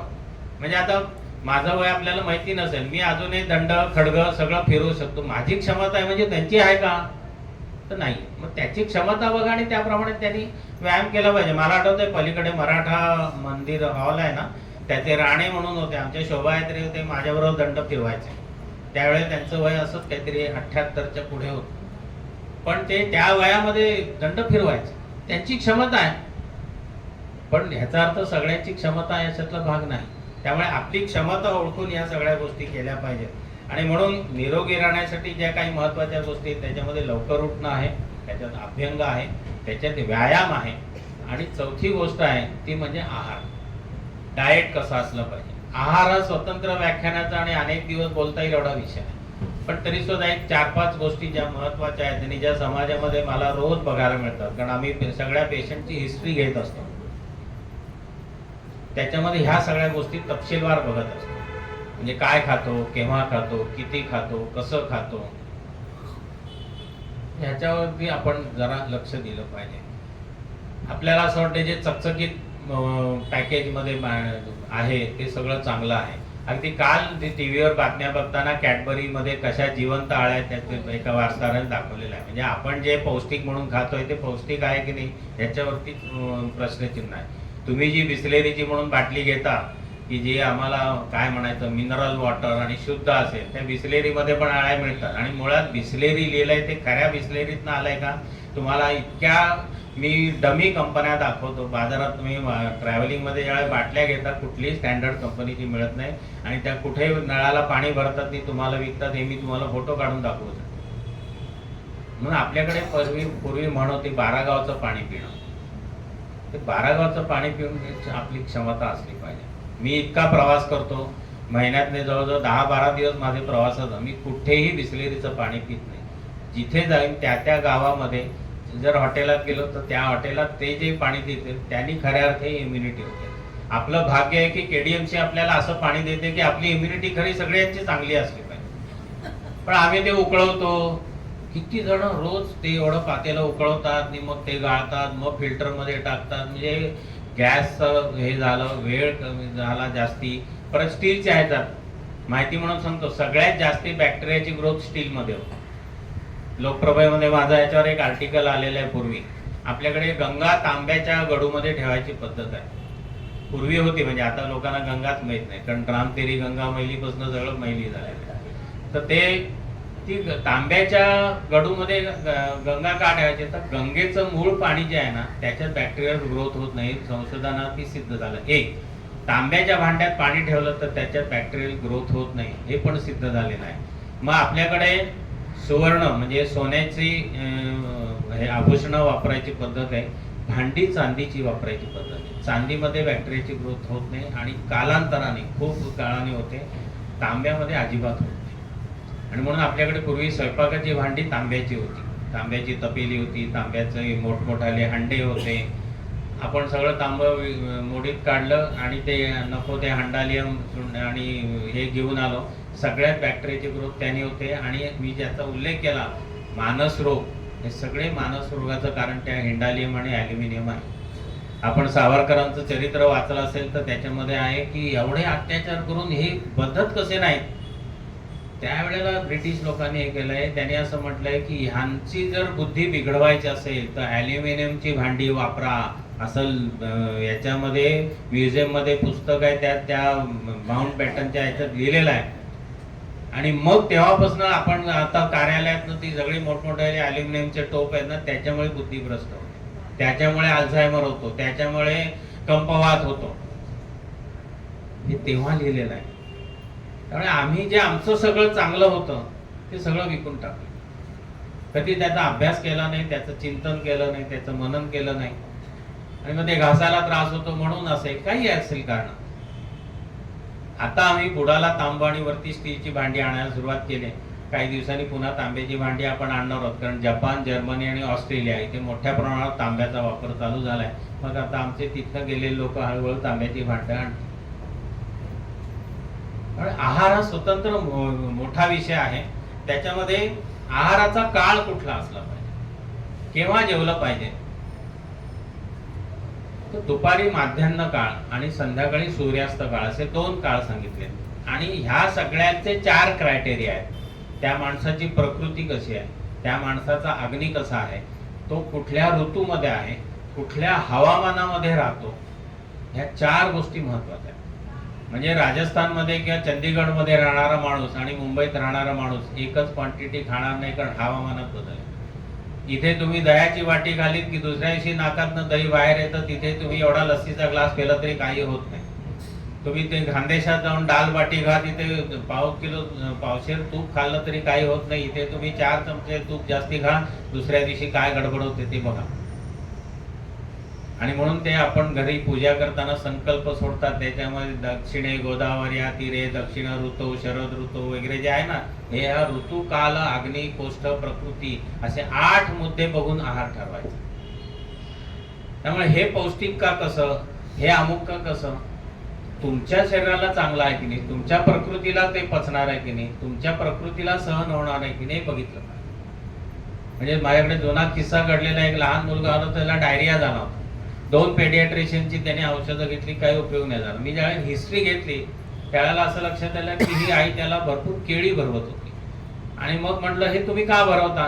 नाही म्हणाले, मी पहिल्या त्या पेडियाट्रिशियनकडे गेले होते त्यावेळेस त्याने असं सांगितलं की ह्याच्या शरीरात फॉस्फरस कमी आहे.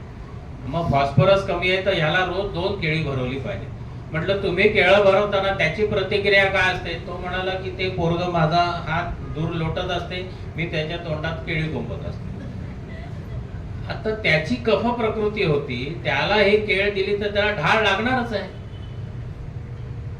मी फक्त केळं बंद केलं त्याचं. खरं म्हटलं तर त्याला औषध द्यायची पण काही आवश्यकता नाही, पण मी 2-4 गोळ्या नाही दिल्या तर आमचं कसं काय चालायचं. त्यामुळे मग 2-4 दिवसाचं औषध द्यायला लागलं, 4थ्या दिवशी याचा डायरिया थांबतो. केळं चांगलं का वाईट केळं पुष्कळ चांगलं आहे, तुमच्या प्रकृतीला तुमच्या तब्येतीला ते सूट होणार आहे की नाही ह्याचा विचार आपण केला पाहिजे. म्हणून आहार हा प्रकृतीनुसार असला पाहिजे, देशानुसार असला पाहिजे. जे कोकणात पदार्थ आहेत ते तुम्ही देशावर खाऊन बघा आणि देशावरचे पदार्थ इथे खाऊन बघा, नाही चालणार. सगळ्यात महत्वाचा विषय येतो तो तेलाचा आहे. आपण नॉर्थ मध्ये गेलात तर मोहरीचं तेल वापरतात, इथे वापरा बघू अंगावर असे फोड येतील की नाही बघा, ब्लिस्टर सारखे. एक तर तिथे ते सात्म्य आहे आणि तिथल्या हवेला योग्य आहे, इथे नाही. दक्षिणेत गेलात तर खोबरेल तेल आहे, मध्य भारतात शेंगदाण्याचं तेल आहे. ढोबळपणाने हा जर तुम्ही विचार केलात तर त्या पद्धतीने खोबरेल तेल, शेंगदाण्याचं तेल आणि मोहरीचं तेल. आणि मग आजकाल आम्ही इतकी 50 तेल मार्केटला आलेली आहेत, मग काही जण सांगतात नाही ते दर 2 महिन्यांनी तेल बदलायचं वगैरे, मूर्खपणा आहे. आपल्याकडे जेनेटिक्स मगाशी ज्याचा उल्लेख केला ना, तुमच्या 7 पिढ्या काय खाल्लेले आहे ते संस्कार तुमच्यावर असतात. किती पेशंट दाखव, कोळंबी खाल्ली की उलट्या झाल्या समजायचं. कोळंबी मुळात पित्तकर आहे, पण त्याला विचारलं तुझ्या बापजात्याने कधी खाल्ली होती कोळंबी? नाही खाल्ली. मग म्हटलं तुला उलट्या होणारच आहेत. तुझ्या 7व्या पिढीला कोळंबी साध्य होईल का, तर ते तोपर्यंत तुमच्या जीन्सला ते पचणार आहे. घरी कधी यज्ञयाग केला तर तुम्ही तर्पण करता 7 पिढ्यांसाठी, माहिती असेल. हे कशासाठी करता? हे जीन्स येत असतात. तुमच्या पूर्वीच्या पिढीने काय खाल्लेलं आहे तेच तुम्हाला पचणार आहे. आणि मग आता तुम्ही त्रास झालेला सुद्धा खात राहिला तुमच्या 7 पिढ्या पुढे ते सात्म्य होणार आहे. आणि म्हणून आम्ही गेलो की हॉटेलात जाऊन आल्यानंतर तो उलट्या करतो, अमुक झालं की त्याला नाही. मग मला फूड ॲलर्जी सांगितलं. अरे बोमल्याला ॲलर्जी म्हणजे तुला नाहीच चालणार आहे ते. मुळात ते ॲलर्जी म्हणजे टॉक्सिन निर्माण करणाराच आहार आहे. त्यात तुम्ही नको त्या रात्री 11ला रंगोलीत बसून खाल्ल्यानंतर कशाला पचणार आहे ते. त्यामुळे माध्यान्ह काळी आणि सूर्यास्त काळी भोजन केलं पाहिजे. पहिली गोष्ट. वयापरत्वे किती वेळा खायचं? आता तर कोण म्हणतं 2 तासांनी खा, कोण म्हणतं 12 तासांनी खा.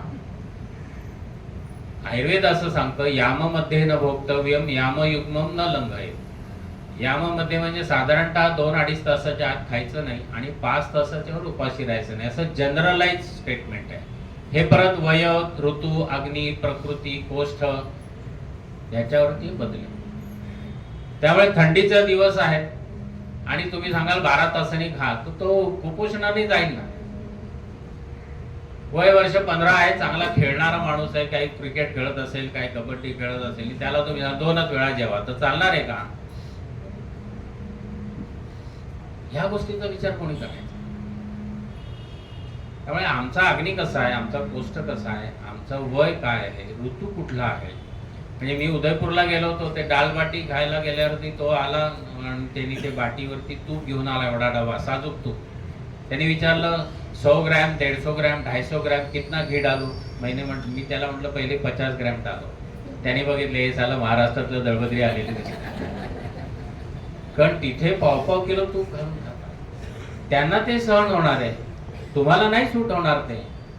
पण डाळ बाटी पचवायची असेल तर तेवढं तूप घ्यावं लागतं, हे लक्षात घ्या.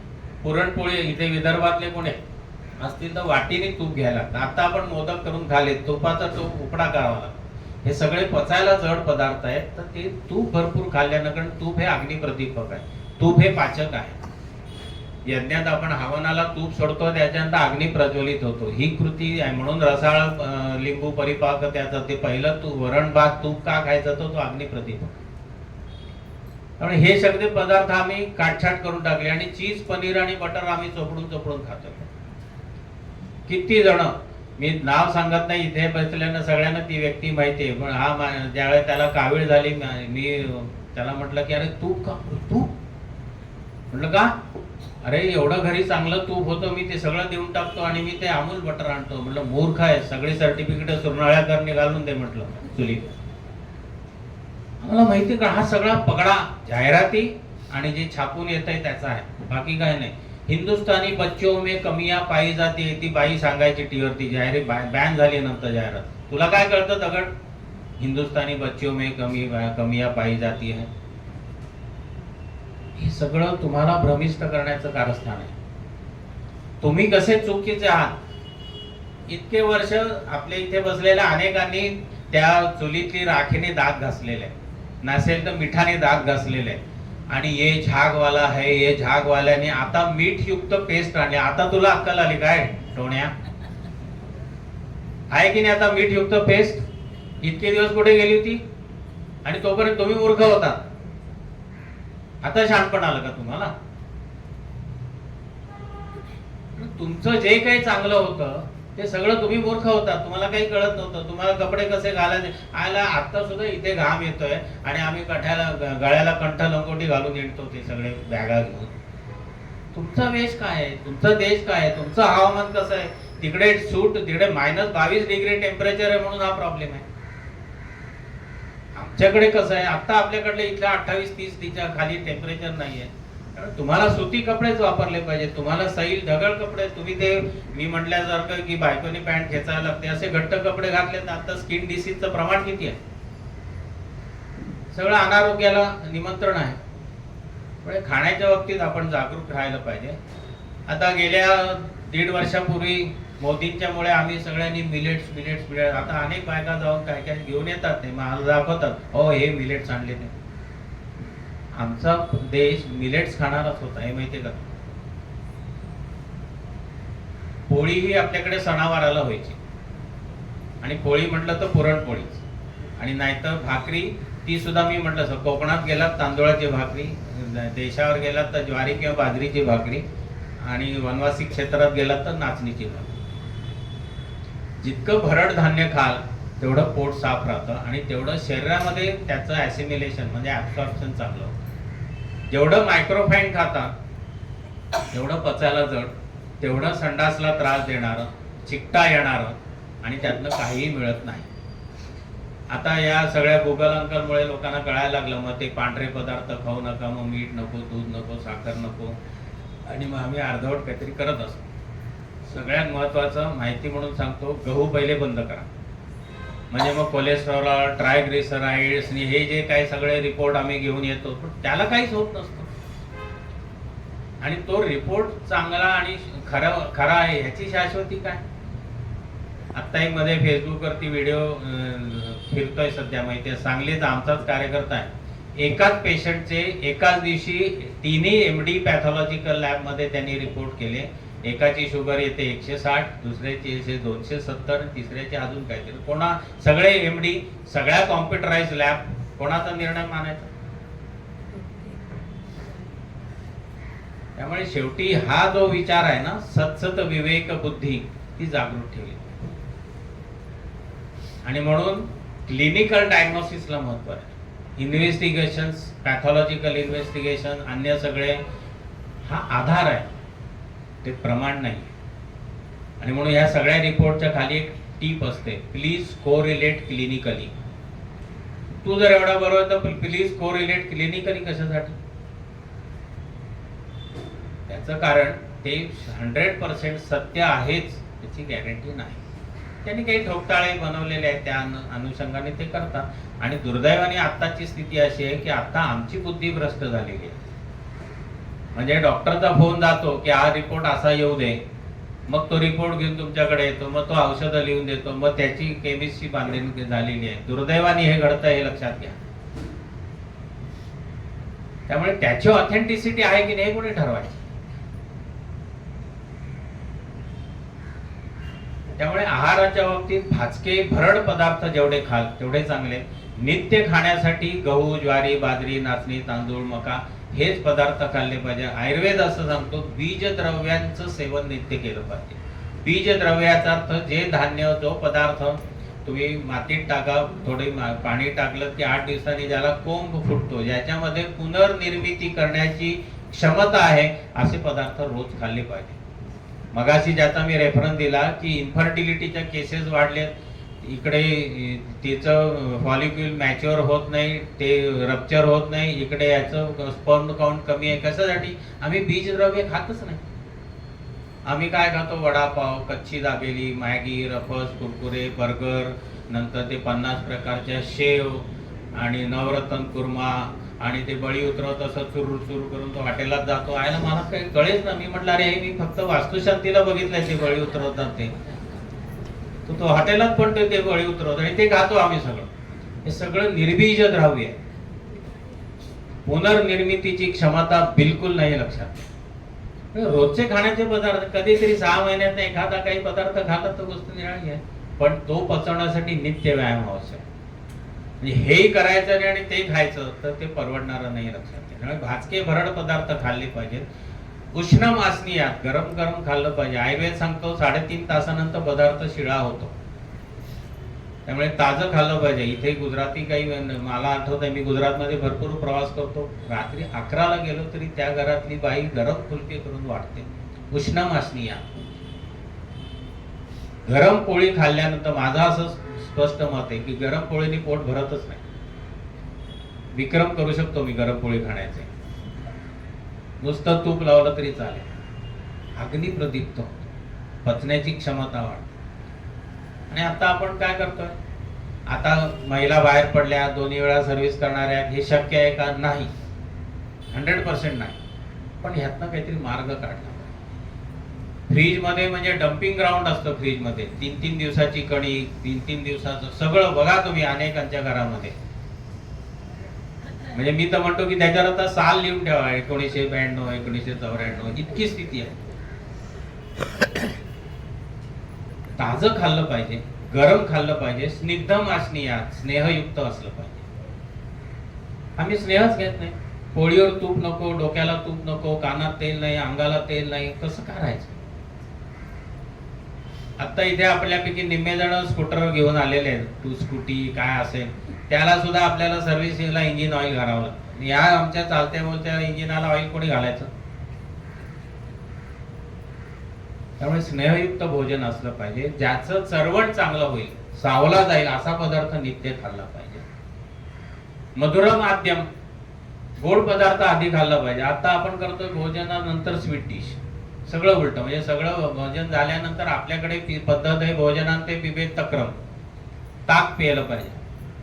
पण आम्ही नंतर स्वीट डिश म्हणून काय काय वेगळे पदार्थ खातो. हे सगळं उलट चक्र चाललेलं आहे. आपल्याकडे आपली जी लग्न कार्यालयामध्ये जी ताट वाढायची पद्धत आहे, ही सगळ्यात आयडियल पद्धत, की पुढे वरण भात आहे, डाव्या बाजूला इकडे वरच्या बाजूला चटणी, लिंबू चटणी आहे, उजव्या बाजूला भाजी आहे, मध्ये पक्वान्न आहे, त्याच्यानंतर मीठ सगळ्यात लांब आहे, जे कमी खायचं ते ताटाच्या एकदम टोकाला आहे. आणि आता आपण सगळं उलट करतो. खाण्याची पण पद्धत आहे. म्हणजे मी इथल्या कल्याणला आमच्या एका कार्यकर्त्याच्या मुलाच्या लग्नाला गेलो होतो. त्या दिवशी तिथे त्याच्याकडे काय तवा मिठाई असं काहीतरी नाव वेगळं त्याने, तवा स्वीट असा मोठा तवा, ते भाजीपावचा असतो, त्याच्यावरती इकडे दुधी हलवा, इकडे गाजरवाला, इकडे रबडी, असे 5, 10, 15 प्रकारचे स्वीट ठेवले. तर इथलं थोडं उकरायचं, तिथलं उकरायचं, ते मध्ये घालायचं आणि तो ते डिश देत होता. मी इतका हैराण झालो. हे असलं तर मी त्या कार्यकर्त्याला शेवटी बोलवलं, पण आमचा संघाचा कार्यकर्ता, अरे म्हटलं तू जे ठेवलंयस ना, आणि 700-800 लोक जेवायला, म्हटलं यातले 200 लोक उलट्या करत बाहेर पडले तर आयुष्यात उठशील म्हटलं. काय खातोय, काय करतोय? मी म्हटलं अरे ते कोकणस्थानमध्ये बोडण असतं, सगळे पौष्टिक पदार्थ आहे, बोडण खा बघू तू. कारण दूध, तूप, मध, केळीचं हे सगळं कुस्करलेलं असतं ना, ते तुम्हाला पचेल का? ते गाई म्हशीला पचेल ना? तुमची अग्नी आणि त्यांचा अग्नी सारखा आहे का? त्या ज्या डबक्यातलं पाणी पितात तुम्ही बघा, तुम्ही बिसलेरी पेरे तरी 4 वेळा ढाळ लागते तुम्हाला. म्हणजे सगळं पौष्टिक आहे म्हणून कुठलंही एकत्र करायचं असं आपलं शास्त्र नाही. काय एकत्र करायचं, कसं, किती आणि त्याचं प्रमाण. म्हणजे आपण पंचामृत खातो त्यावेळेला दूध आणि तुपाचं प्रमाण विषम असलं पाहिजे असं आयुर्वेदचं. ते समप्रमाणात खाल्लं तर ते विषकर आहे. अशा अनेक गोष्टी आहाराच्या संदर्भात आपल्याला सांगता येतील. सध्या अजून एक सांगितलं जातं, पालेभाज्या खा, पालेभाज्या खा. पालेभाज्या खा सांगणारं सायन्स आपलं नाही लक्षात. हे सगळं आपल्याकडे तिकडनं येतं. तिथे पाऊस पडला की इकडे छत्री उडायची, अशी आपली स्थिती. तिथे 12 महिने दोन्ही वेळेला नॉनव्हेज खातात आणि त्यामुळे त्यांना 8-8 दिवस संडासला होत नाही. आणि म्हणून मग काहीतरी व्हेज खायचं, म्हणजे तिथे ते भाजी, त्याला ते नुसतं व्हेज खा म्हणतात. आम्ही आपल्या इथला मांसाहार करणारा माणूस सुद्धा आठवड्यातनं 2 दिवस नॉनव्हेज खातो, बाकीचे दिवस तो व्हेजच असतो. त्याचा आम्ही अर्थ इथे घेतला की पालेभाजी खाल्ली पाहिजे. पालेभाजी खाल्ल्याने लवकर म्हातारपण येतं लक्षात. पालेभाज्यांमध्ये क्षार असतात आणि हे क्षार शरीराचं धातूंचं बल कमी करतात. केस पिकणं, केस गळणं, हातापायाला सुरकुत्या येणं, हे सगळं पालेभाज्या जास्ती खाल्ल्याने होणार आहे. पालेभाज्यांनी ताकद येत नाही आणि पालेभाजी खायची असेल तर आयुर्वेदाने सांगितलंय स्विन्नम म्हणजे ती उकडायची, निष्पीडितम म्हणजे पिळून त्याचं पाणी काढून टाका, मग तेल किंवा तुपावर परतायचे आणि मग खायची, म्हणजे त्यातले क्षार निघून गेलेले असतात. पण आता तर मिळणारी भाजी, आता मिळणारी फळं ही कशी बनवतायत, कशी काय, हे आपण सगळे टीव्हीवरती आणि याचे ते बघतच असतो. त्यामुळे आता कशाची शाश्वती राहिली. जे खा म्हणून सांगतायत, जे चांगलं आहे म्हणून आपण ऐकतोय आणि ते अनुकरण करायचा प्रयत्न करतोय, ते सर्वस्वी चुकीचं आहे. म्हणजे पुढचा काळ असा येणार आहे की सेकंड होम घेऊ नका, छोटसच घर असू दे, एक दारात गाय बांधा, एक छोटा वाफा करा, तुम्हाला पाहिजे तेवढी कारली, तोंडली, भेंडीची भाजी लावा, तुमच्या घराला पुरली बाज झालं तर त्याची शाश्वती आहे, बाकी कशाची पण शाश्वती नाही. हे दिवस फार लांब राहिले तसं नाही. दूध पौष्टिक म्हणून आया पोरांच्या मागे लागतात. ते दूध आता मिळणार काय क्वालिटीचं आहे, परत ते जर्सी गाईचं आहे. आपल्याला पुन्हा माहिती सांगतो, मानस रोगाची निर्मिती जर्सी गाईच्या दुधातनं झाली. न्यूझीलंड हा देश असा आहे की जो गाईच्या म्हणजे दुधाच्या इंडस्ट्रीवरती त्याची इकॉनॉमी आहे. त्यांच्या ज्या वेळेला लक्षात आलं की अल्झायमर्स हे सगळे डिसीज तिथे मोठ्या प्रमाणावर आहेत, त्यावेळी त्यांनी रिसर्च केला आणि लक्षात आलं की जर्सी गाई, मग त्यांनी ह्या जर्सी गाई हळूहळू नष्ट केल्या. आपल्या इथल्या गीरचा सांड त्या काळी 1 कोटी रुपयाला त्यांनी नेला. आता न्यूझीलंडची सगळी अर्थव्यवस्था ही गाय आधारित आहे आणि आपल्याकडल्या गीर गाई तिथे नेऊन त्यांनी कल्टिवेट केल्या आणि हळूहळू जर्सी गाई सगळ्या संपवल्या. आता त्यांची ही पुढची होणारी पिढी पुन्हा बुद्धिवान होते. आम्हाला कुठे माहिती आहे. त्यामुळे गाय पवित्र ठीक, म्हणजे गाय कुठली, त्या हिंदुस्थानी जर त्यांचं हे असेल तरच ती गाय चांगली आहे, लक्षात घ्या. मग ती रानात चरणारी, मग कपिलावर्ण, मग अनेक गोष्टी आहेत. आपल्याकडली प्रत्येक गोष्ट ही अत्यंत शास्त्रशुद्ध आणि इतकी परफेक्ट आहे, पण आम्हाला शिकवलं की तुम्हाला काही कळतच नाही, तुम्ही सगळे मूर्ख आहात, तुम्ही अडाणी आहात. आता परवा फेसबुक वरती आणि याच्यावर सगळ्यात जास्ती गुरुकुलं आपल्याकडे होती, माहिती असेल तर. जगात ज्यावेळेस ज्यांना लिहायची अक्कल नव्हती त्यावेळेला आमच्याकडे हजारोनी गुरुकुलं होती. तुम्ही आज आम्हाला सांगताय का? त्यामुळे डाएटच्या बाबतीमध्ये ह्या गोष्टी आपण लक्षात घेतल्या पाहिजेत. काय खायचं काय नाही हे सगळं ठरवलं पाहिजे आणि त्याचा वेळ, त्याचे पदार्थ, त्याचे गुणधर्म, शिळं खायचं की नाही, शिळं खाल्ल्यानंतर मानसरोग पण होतात आणि त्वचाविकार पण होतात, लक्षात घ्या. पण आहार हा स्वतंत्र विषय आहे, त्यातले काही महत्वाचे मुद्दे सांगितले. तुपाच्या बाबतीतही मी बोललो, माहिती म्हणून सांगतो एक अनुभव, म्हणजे जरा दुसरं सांगितलं की जरा बरं वाटतं. आम्ही नाशिकला घृत संकल्पना, घृत म्हणजे तूप, संस्कृतमध्ये त्याला घृत म्हणतात, त्याच्यावरती आम्ही 1 दिवसाचा सेमिनार घेतला होता. त्याच्या उद्घाटनाला डॉक्टर रवी बापट आले होते. त्यावेळेला ते हेल्थ युनिव्हर्सिटीचे व्हाईस चान्सलर होते. रवी बापट हे KEM ला होते, आपल्याला माहिती असेल, प्रख्यात गॅस्ट्रोएंटरोलॉजिस्ट. ते लंडनला गेले होते, त्यावेळेला त्यांची बायको बरोबर होती आणि सुदैवाने ती साडीमध्ये होती, नाहीतर ती जीन्स मध्ये असती तर काही प्रश्न नव्हता. त्यामुळे साडीमध्ये बघितल्यावरती त्या लंडनच्या हिथ्रोच्या विमानतळावरती त्या बायकाने बघितलं की साडीवाली बाई ही भारतीय आहे. मग ते सगळे गोळा झाले आणि मग म्हणाले, आर यू इंडियन? म्हणाली हा. मग त्यांनी पहिला प्रश्न तिथे काय विचारला असेल, विरजण काय असतं? रवी बापटाने हा किस्सा सांगितला त्यावेळी ते म्हणाले, अरे माझ्या डोक्यात त्यावेळेला विरजण पडलं. लंडन मध्ये विरजणाचा प्रश्न कसा, कारण त्यांच्या डोक्यात तुपाची सगळी माहिती. मग विरजण कसं लावायचं, मग दही कसं करायचं, मग घुसळायचं कसं, लोणी कसं काढायचं, त्याचं तूप कसं बनवायचं, असं सगळी माहिती मग त्यांनी सांगितली. मग हे तिथनं परत आल्यानंतर ह्यांनी साजूक तुपावरती इथे रिसर्च केला. डॉक्टर शरदिनी डहाणूकर आणि रवी बापटांचे याच्यावर सर्च करा, त्याचे रिसर्च पेपर उपलब्ध आहे. तेव्हा असं लक्षात आलं की आपल्याकडे फक्त हिंदुस्थान हा एकमेव देश असा आहे की जिथे लोणकडं तूप बनतं.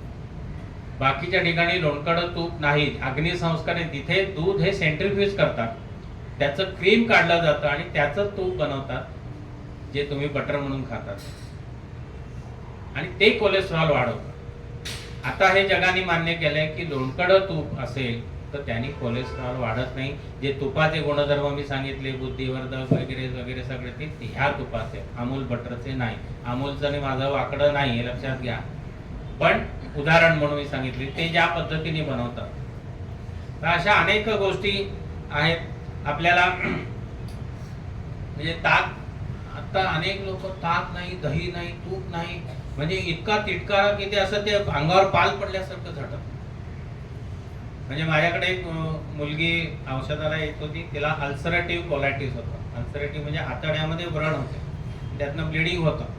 आणि डॉक्टरने सांगितलं की हे कॅन्सरवर जाऊ शकता. मग 5वी 6वीतली मुलगी असेल.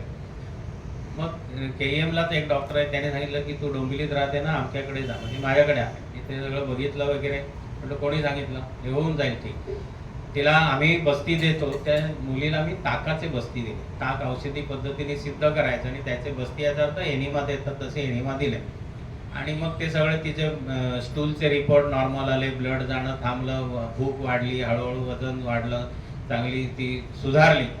मग मी म्हटलं 6 महिन्यानंतर की आपण आता तुझी कोलोनोस्कोपी करूया.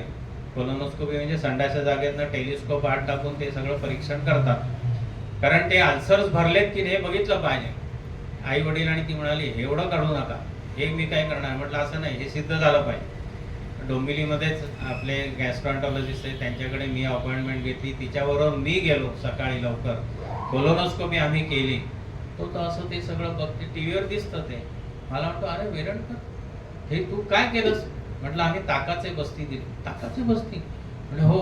अरे म्हणाले माझ्या आयुष्यातली पहिली केस मी अशी बघतोय की याच्या आतड्यामध्ये एकही व्रण नाही, एकही अल्सर नाही.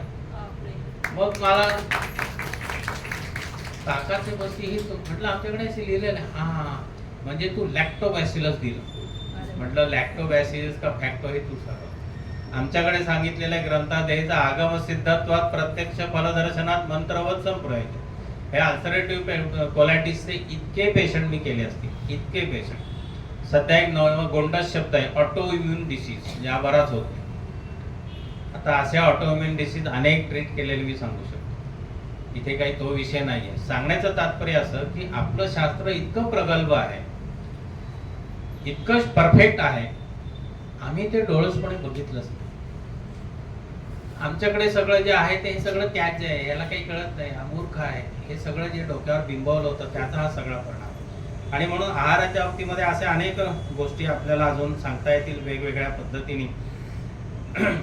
जाता जाता एका गोष्टीचा उल्लेख करतो आणि थांबतो. अजून बरोबर 3 मिनिटं आहेत, 5 ते 7 वेळ दिली. माझं घड्याळाकडे लक्ष आहे. 100 वर्ष आयुष्य ज्या वेळेला कलियुगात सांगितलंय त्यावेळेला आयुर्वेदाने असं वर्णन केलंय की माणूस जन्माला आल्यापासून 100 पर्यंत दर 10 वर्षांनी एक त्याची जो शक्ती आहे ती क्षीण होत. आणि मग त्याच्यात त्याने असं म्हटलंय की कुठे 60 बुद्धी नाठी म्हणतो, म्हणजे 60ला त्याची बुद्धी भ्रष्ट होते, 70ला त्याची संतान करण्याची क्षमता नष्ट होते, असं सगळे वर्णन केलेलं आहे. आयुर्वेदाने असं सांगितलंय 100 वर्ष आयुष्य जगायचं असेल तर ह्या प्रत्येक याला एक रसायन औषध घेतलं पाहिजे. तरुण वयात, बाल वयात, मध्य वयात, म्हातारपणी. त्याने असं म्हटलंय की आपल्याला हरडा माहिती असेल, हरितकी संस्कृत. हरडा म्हणजे आपण त्रिफळ्यामध्ये हरडा, बेरडा, आवळ्यातला हरडा. तुम्ही महाबळेश्वरला गेलात तर हरड्याची आणि बेरड्याची झाडं भरपूर आहे. हा हरडा हा उत्कृष्ट मेध्य आहे. मेध्य म्हणजे बुद्धिवर्धन करणार आहे. आपल्यापैकी ज्यांच्या घरात मुलांची क्षमता हा 60% वर जात नाही, हा 72% वर जात नाही, त्यांना रोज सुरवारी हरडा उगाळून मधातनं द्या. त्याचा काय परिणाम होतो बघा. हा हरडा हा वयस्थापन रसायन सांगितलेलं आहे आयुर्वेदाने. वयस्थापन म्हणजे तुम्ही 90 पर्यंत गेलात तरी अत्यंत ठणठणीत राहाल, नित्य सेवन केलं तर. हे त्याचे अनेक फायदे आहेत, पण मेध्य म्हणजे बुद्धिवर्धन हा त्याचा एक सांगितलेला आहे. पिंपळी, आपले लेंडी पिंपळी इथे बसलेल्या वयस्कर गृहस्थांना तरी माहिती असेल. लेंडी पिंपळी म्हणजे उंदराच्या लेंडीसारखीच ती असते. ही वृक्ष म्हणून सांगितलेली आहे. त्या ऋतूमध्ये ही पिंपळी खाल्ली पाहिजे, तर त्यांनी प्रजनन क्षमता चांगली राहते. त्याच्यानंतर गुकुळ, सगळ्यांना माहिती आहे, योगराज गुकुळ, गोखे. हा गुकुळ जो आहे हा गुकुळ स्वर्य म्हणजे तुमचा आवाज चांगला करणारा आहे. त्याच्यानंतर डोळ्यासाठी जीवंती म्हणून एक वनस्पती आहे, ती जर घेतली तर त्यांनी दृष्टी चांगली राहते. ज्यांचे नंबर कमी करायचे, ज्यांचे डोळ्याचे प्रॉब्लेम आहेत, त्यांना आम्ही वेगवेगळे बस्ती देतो. त्याच्यात ह्या जिवंतीपासून बनवलेलं तूप, त्याचं नाव जिवंत्यादी घृत, हे आम्ही टाकून देतो. त्यांचे डोळ्याचे प्रॉब्लेम अनेकांचे कमी होतात, असा आमचा अनुभव आहे. दातासाठी आपल्याकडे बघा, केस म्हटलं की लगेच सगळ्या बायका म्हणतील भृंगराज म्हणजे माका. तर माका हा दातांसाठी हितकर सांगितलेला आहे, आणि केस काळे राहण्यासाठी माक्याचं वैशिष्ट्य सांगितलेलं. माक्याचा रस म्हणजे वाटायचा, त्याचा रस रोज घेतला तर पडलेले दात सुद्धा पूर्ण येतात. वयाच्या 60 नंतर सुद्धा दात येऊ शकतात, आणि हे प्रयोगाने सिद्ध झाले. तर असे आपल्याकडे आता माका, आपल्याकडे आता हल्ली डोंबिवलीत कमी झालं, पण पूर्वी डोंबिवलीत माका भरपूर मिळायचा. म्हणजे आता सिमेंटची जंगलं झाल्यामुळे ही जंगलं कमी झाले. नाही तर आता म्हणजे मला आठवतं की श्राद्धाला सुद्धा मी अनेक ठिकाणी हिंडलं तर कुठेतरी माका मिळतो, नाही तर शेवटी रेल्वे लाईनीत जायला लागतं, तिथे अजून बाजूला थोडाफार तरी माका मिळतो. त्याच्यानंतर दूध हे आयुष्यवर्धन करणारं सांगितलेलं, पण मी म्हटलं असं ते दूध कसं आहे याचा आम्ही विचार केला पाहिजे. आणि सगळ्यात चांगलं बल वाढवणारं किंवा बल टिकवणारा पदार्थ जर सांगितला असेल तर तो म्हणजे सुवर्ण, सोनं. आता सोन्याची भाव 75,000च्या वर गेलाय, घालायची लायकी नाही, कारण बाहेर गेल्यानंतर कोण खेचून तुमचा गळा पण कापेल, तो पळून जाईल. त्यामुळे परंतु आपल्याकडे सुवर्णसिद्ध जल म्हणजे सोनं टाकलेलं पाणी, किंवा पोरग जन्माला आल्यानंतर त्याला वेखंड आणि सोनं उगाळून चाटवायची पद्धत होती, कारण ते बुद्धिवर्धक पण आहे. जगातलं सगळ्यात टॉक्सिसिटी म्हणजे विषद्रव्याचे परिणाम कमी करणारं सगळ्यात चांगलं द्रव्य कुठलं असेल तर पहिलं सुवर्ण, आणि दुसरं तूप, घृत. म्हणून सोनं म्हणजे तूप कढवताना त्यात सोन्याचा तुकडा टाकून ठेवायचा, अंगठी असेल किंवा वळ असेल, आणि मग म्हणजे लोणी कढवताना ते जे तूप होईल असं तूप बनवा घरी, आणि ते रोजच्या वापरामध्ये ठेवा.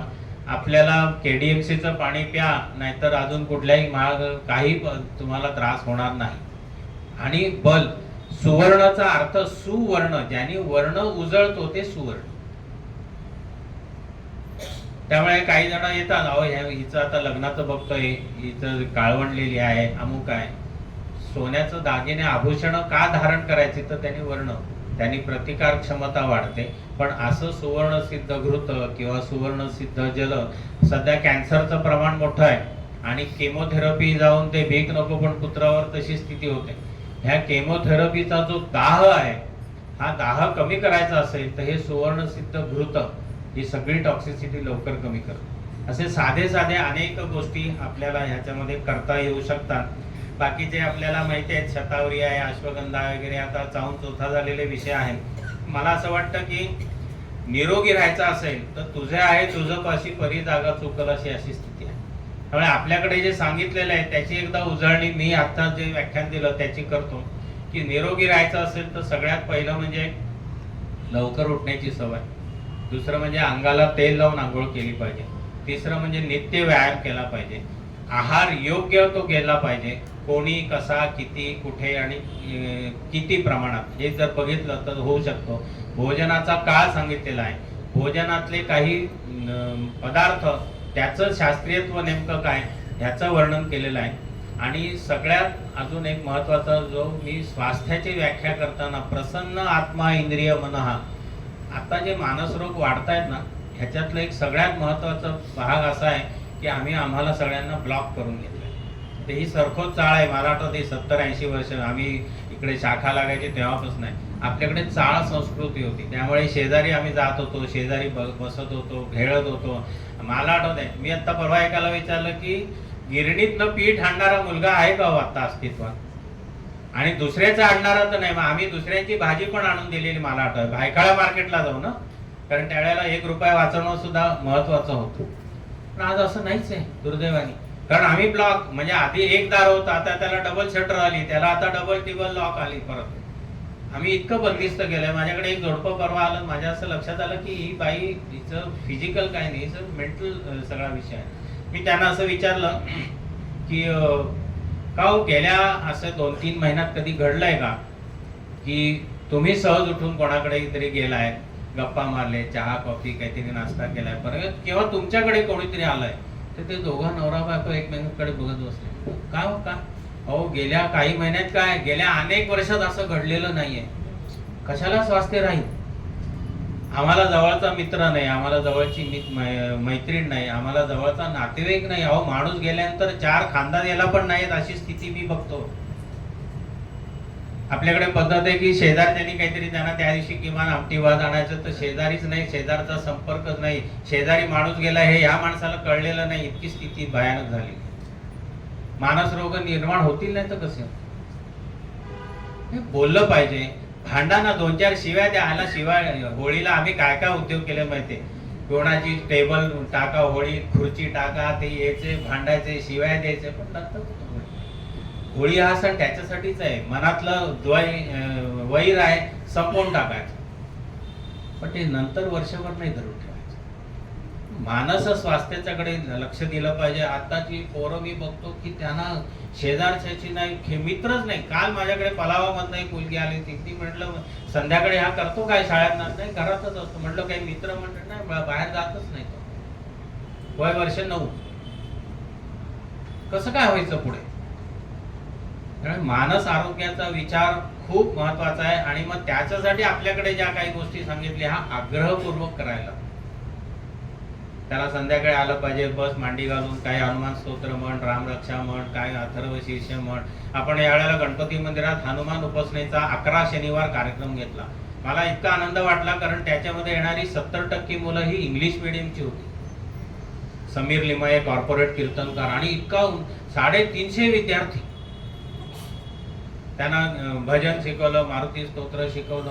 हे काळाची आवश्यकता आहे, लक्षात घ्या. आणि हे सगळे जे मंत्र आहेत ना, यातली काही जणांना माहिती असेल, हे सगळे सिद्ध मंत्र आहेत. याची फलश्रुती दिलेली आहे, ते फळ मिळत आहे. ते पाठ केलं पाहिजे, आग्रह धरला पाहिजे. मुंज करतात, 2-2 लाख रुपये खर्च करतात, घोड्यावरनं त्याला हिंडवतात, त्या बाया उड्या नागड्या नाचतात सगळ्यासमोर. त्याने आयुष्यात संध्या केलेली नसते. कशाला करता खर्च? बघा तुम्ही चाललंय की नाही असं? तर बँडवाला बोलवायचं, नाचायचं उलट सुलट, परत त्यातलं अंग काही नसतं, पण ते सगळं दिसतं ते इतकं विभत्स असतं. पण काय करणार त्याला? अशी स्थिती आहे. मला असं वाटतं की ह्या सगळ्या गोष्टीकडे आपण डोळसपणे बघितलं पाहिजे. आणि यातली कुठलीही गोष्ट विकत मिळणार नाही, याच्यासाठी वेळ खर्च केला पाहिजे आणि त्याच्यासाठी इच्छा प्रदर्शित झाली पाहिजे. आपल्या इथे बसलेला जो वर्ग आहे, यांच्या घरात असलेली मुलं, यांच्या घरातली नातवंड, चांगली जर गोष्ट असेल ना, तर छडी लागे छमछम आणि विद्या येई घमघमा, निसर्गाचा नियम आहे. मी असं नेहमी सांगतो, शिव्या देण्याचा क्लास असं बोर्ड बघितलंय का? इथे सिगरेट प्यायला शिकवलं जाईल आहे का? इथे दारू पिणं शिकवलं जाईल नाहीये. हे सगळं समाजात घडतं ना. माणसाची वाईट गोष्टीकडे प्रवृत्ती सहज जाते, पण संस्कार वर्ग चालवायला लागतो, संघाची शाखा चालवायला लागते, व्यायामशाळा चालवायला लागते. इथे मोहन दातार बसले, ते कामिंदे व्यायामशाळा चालू करण्यासाठी आम्ही किती मेहनत घेतली. त्यावेळेला पकडून आणायचे, चल बस इथे व्यायाम कर. पण नाहीच.